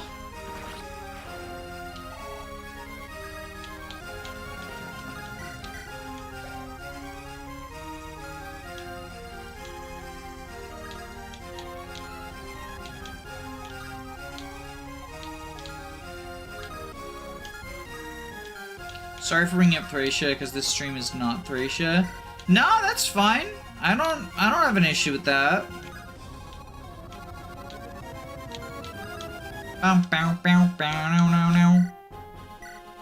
Jason with his iconic silver bow, kill this person.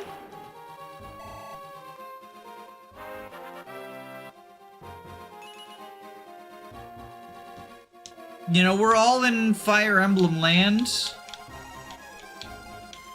The emblems, you know, they unite. The emblems unite us.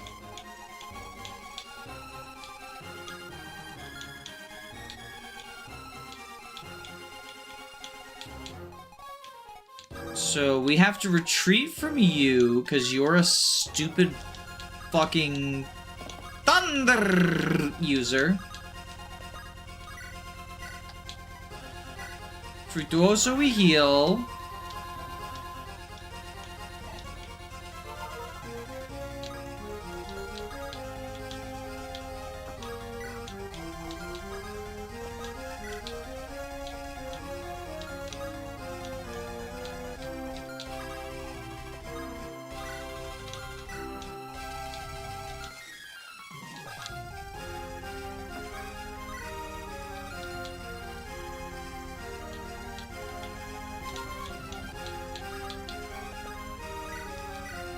Heal you, and then send Telemus forward.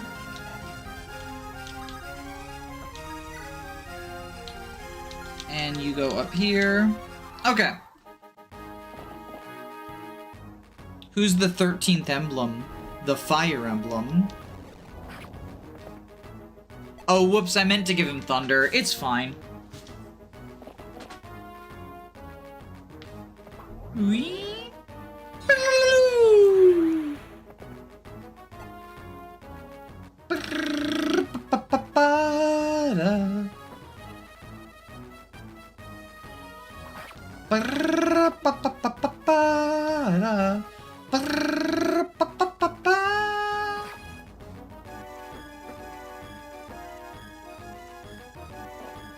So then y'all show up. And then the Bow General showed up.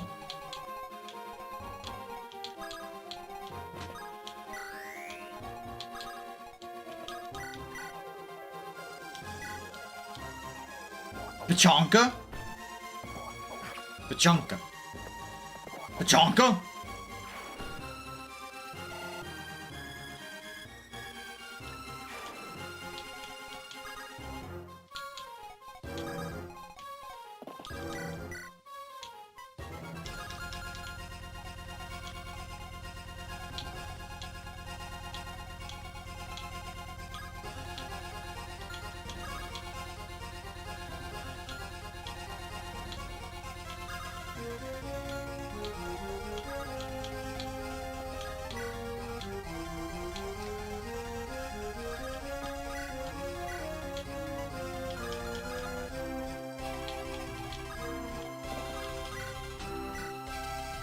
Cleavebow you.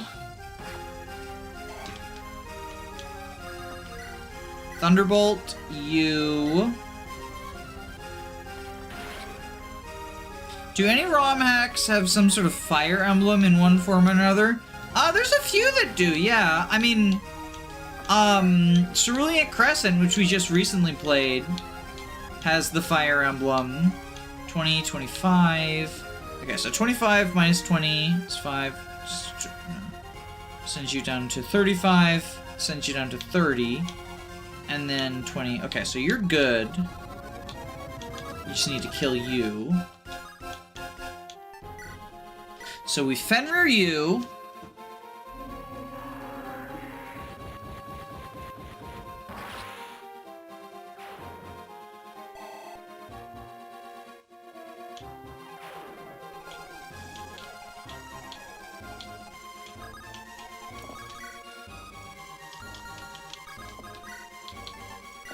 Silverbow you. Code of the Black Knights has a fire emblem. Sacred Stones Reforged has one.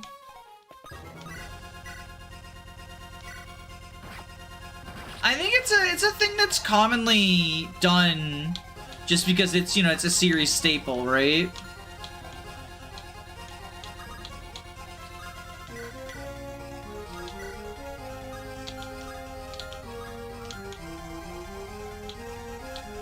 Alright, let's visit here, finally cut off these reinforcements.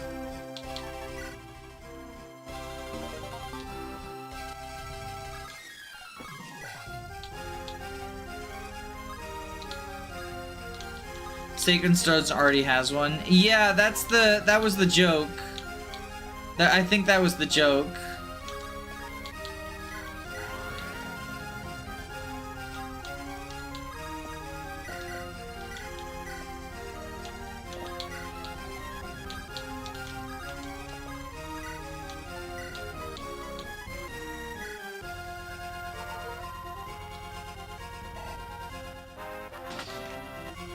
The Fire Emblem archetype. Bow, bow, bow, bow, bow, now.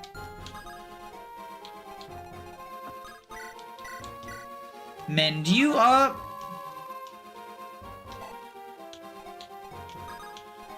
Move you. Mend you up. Judge Girl has the most irrelevant one. What's the Fire Emblem in Judge Girl? Project Ember has a fire emblem. Yo, no way. Ember Emblem?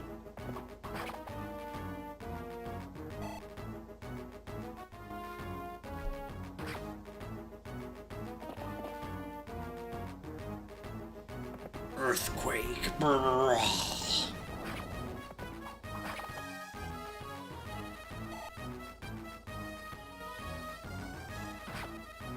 It's a relic Arvis has.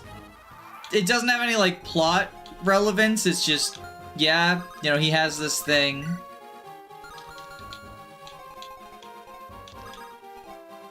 Well, that's a little bit silly.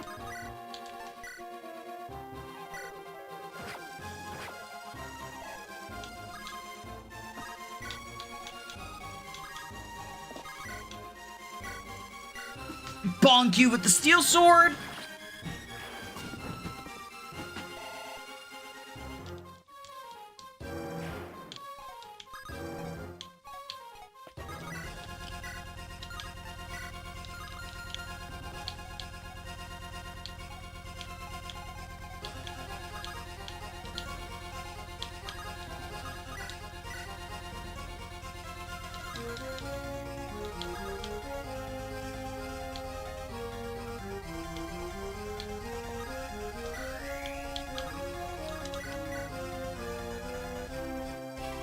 The 1%.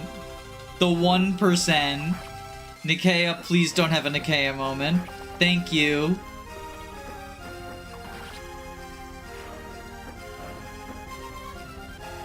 Unironically, a literature analysis of the use of Fire Emblem throughout the series in ROM hacks could be interesting. The thing is, I'm sure it's been used in ROM hacks I haven't played. Otherwise, you know, I mean, I could probably make a video about, like, the Fire Emblem in Fire Emblem, but in ROM hacks is probably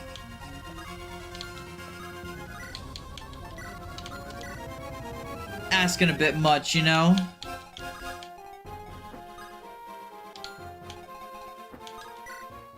Wait.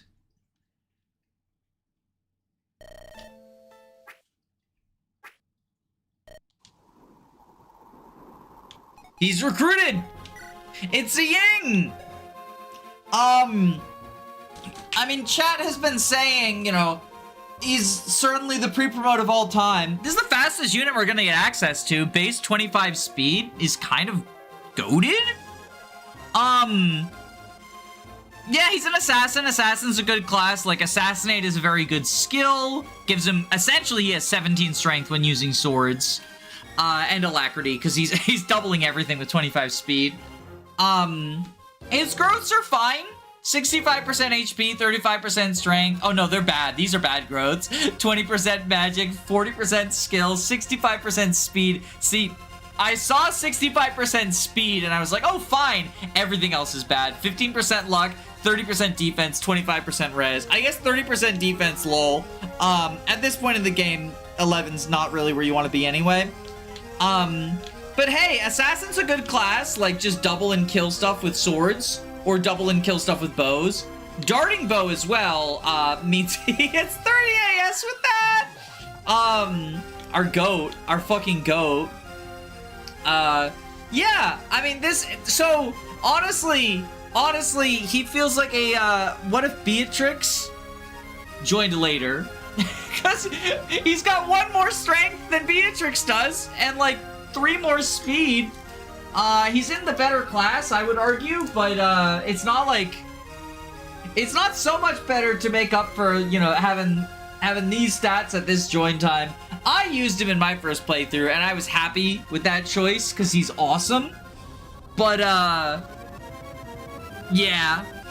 A rank swords, B rank bows is good. The shield and speed are the only stats that are good, yeah. But hey, he'll double everything, you know? And with 15 strength plus assassinate plus bows, like, he's not even dealing 0 times 2. He's just, you know, not dealing exactly as much as you would like times 2. But let's,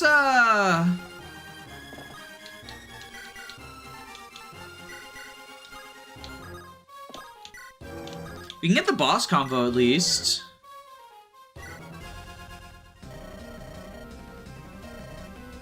Filthy, gutless traitor. Well, don't just stand there. Show me if your arm is any better than your tongue. Yo, you ableist piece of shit. Ziying's gonna shoot you for that.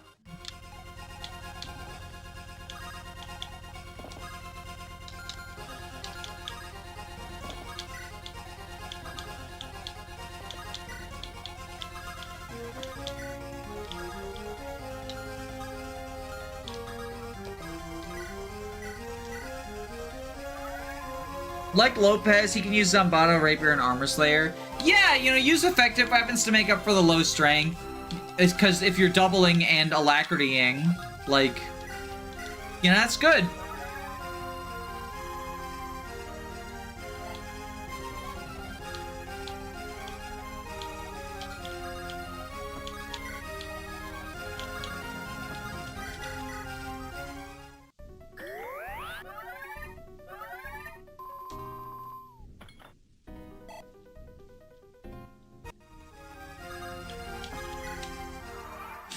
We just gotta kill the real boss now.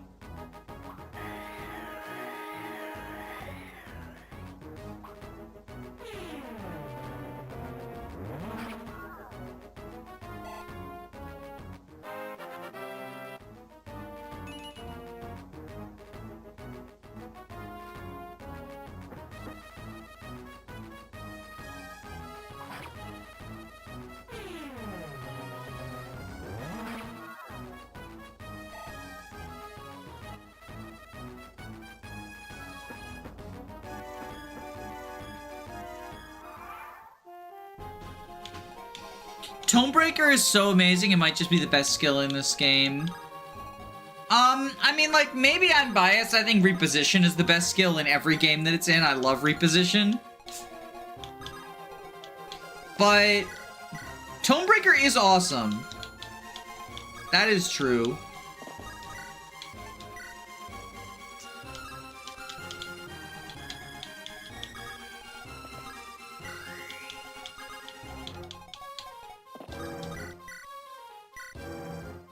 Bow range +1. Bow range +1 is also really good.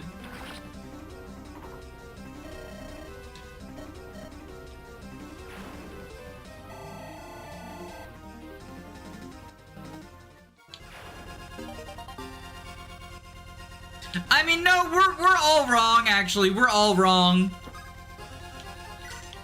The best skill in the game is Despoil. Like, no. Oh, no, not even that. No, the best skill in the game is Provoke. What the fuck am I talking about? It's Provoke. It's not Despoil. It's not Reposition. It's Provoke. Fructuoso, like, changes the game on a fundamental level. And if he didn't have Provoke, he would not.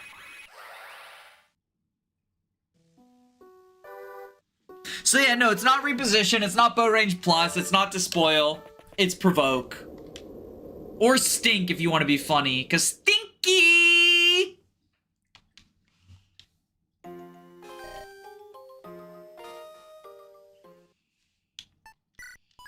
I was hoping to do 2 chapters this stream, but I have an appointment at 4 o'clock and it's 3:10 right now.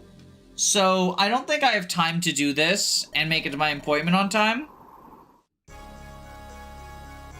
Fructuoso's playing an entirely different game from every other enemy or unit. He's just hanging out.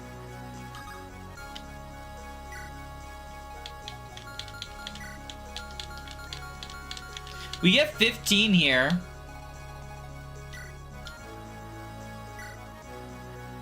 Just change your time zone. Yo, why didn't I think of that?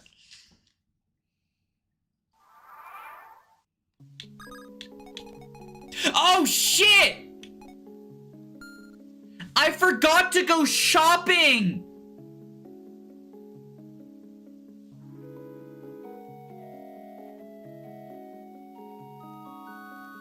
Oh, I missed, like, the best shop in the game.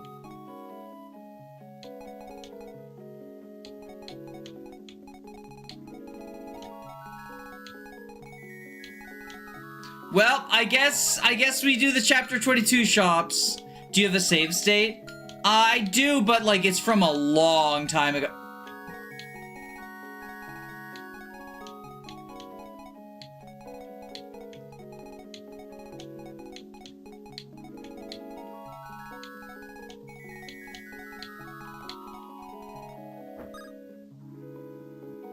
Teresa's in the fucking walls. Teresa, you okay?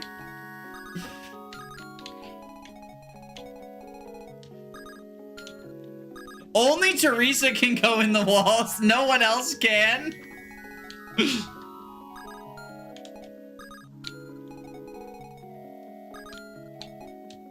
Yeah, no one else can go in the walls. Just Teresa.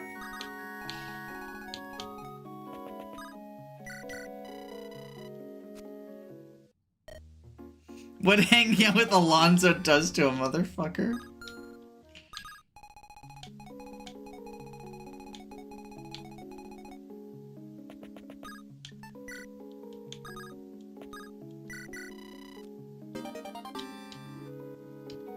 Driving me up a wall has never been so literal. Okay, so we missed the darting bows. Does chapter 22 sell darting bows?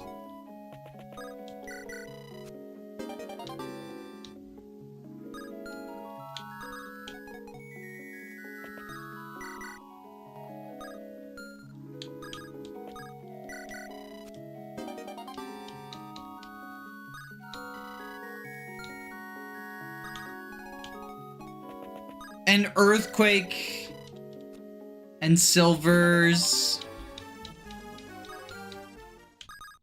Teresa's spider wyvern.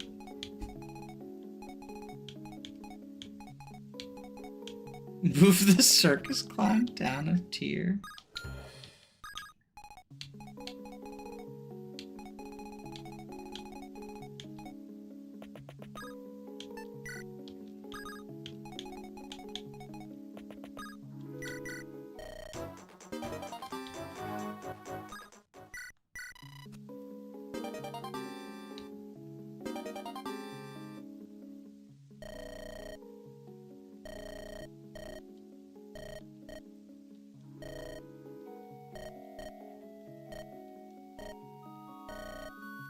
I just realized I hadn't seen that cutscene before. I want to actually watch it because I realized that was the barrier one.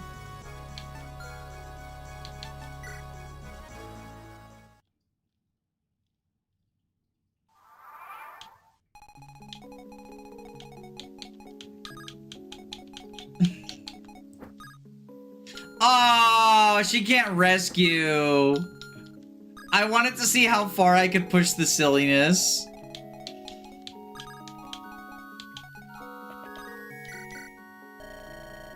Oh, I missed that. I'm gonna have to reload the save, basically.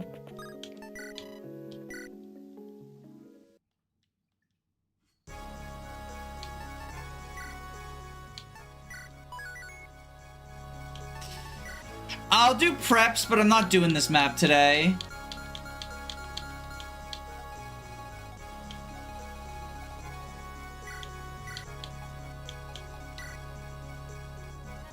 What the Teresa doing?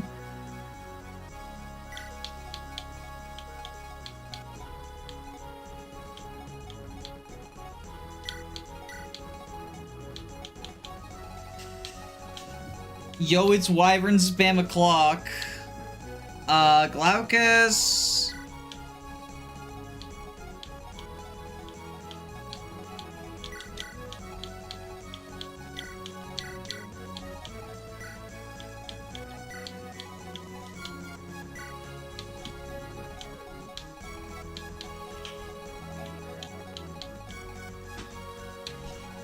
Yeah, I think this probably is the squad.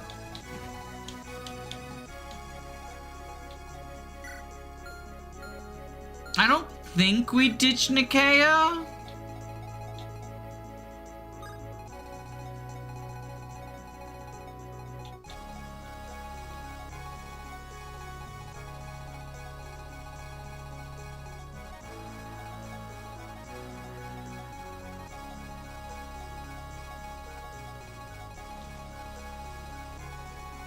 Next stream we get the good 14x. True.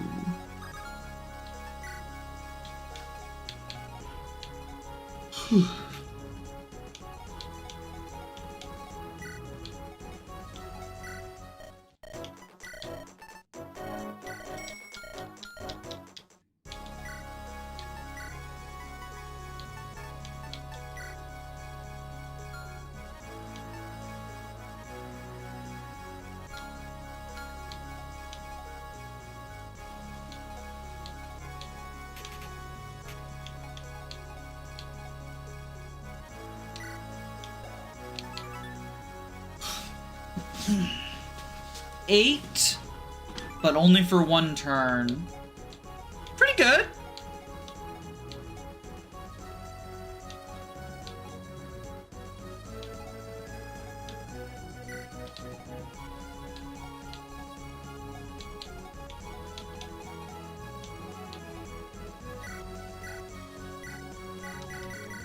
Okay, weird, but I think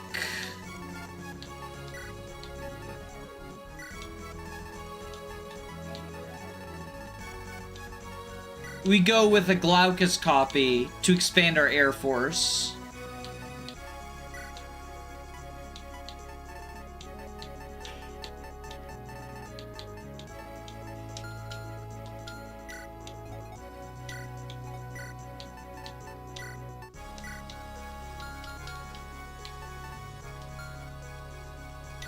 Rip Vasiliki. She's got a brave bow. Watch out!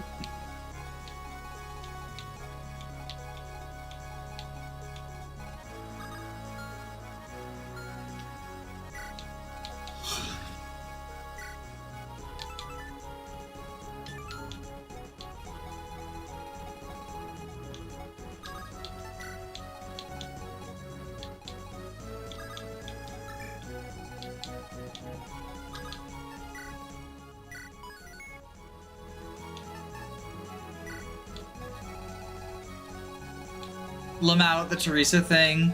Not worth fixing it, that's a fun glitch. It's pretty awesome. I mean, I know exactly what happened. Is the way that you make them stand still is by editing terrain values. And...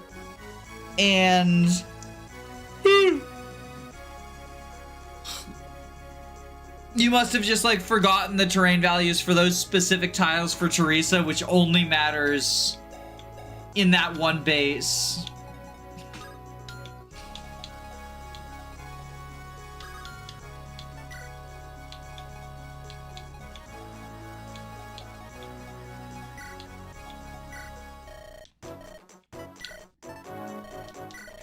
I can't believe I forgot to go shopping. I even checked beforehand to budget so I would have enough gold left for granddaughter. And then I just, like, completely forgot.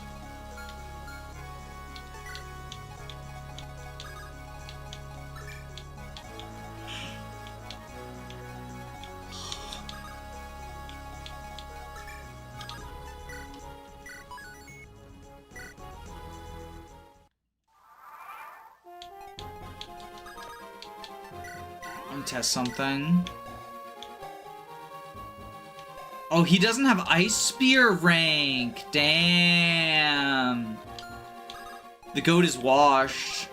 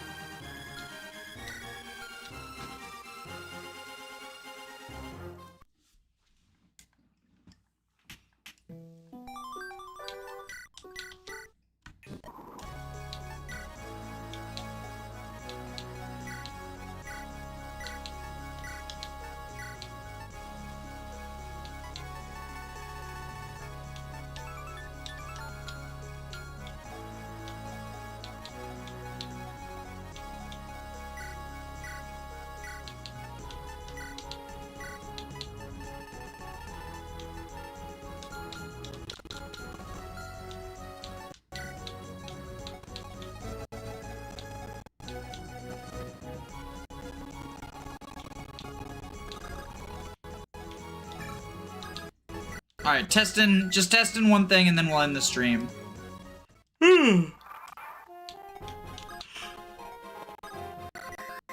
So if we do this... yeah, then Glaucus kills this lady. Alright, well... I'm satisfied. Maybe a third stream tonight, just to try to knock some chapters out. But, good night, gamers.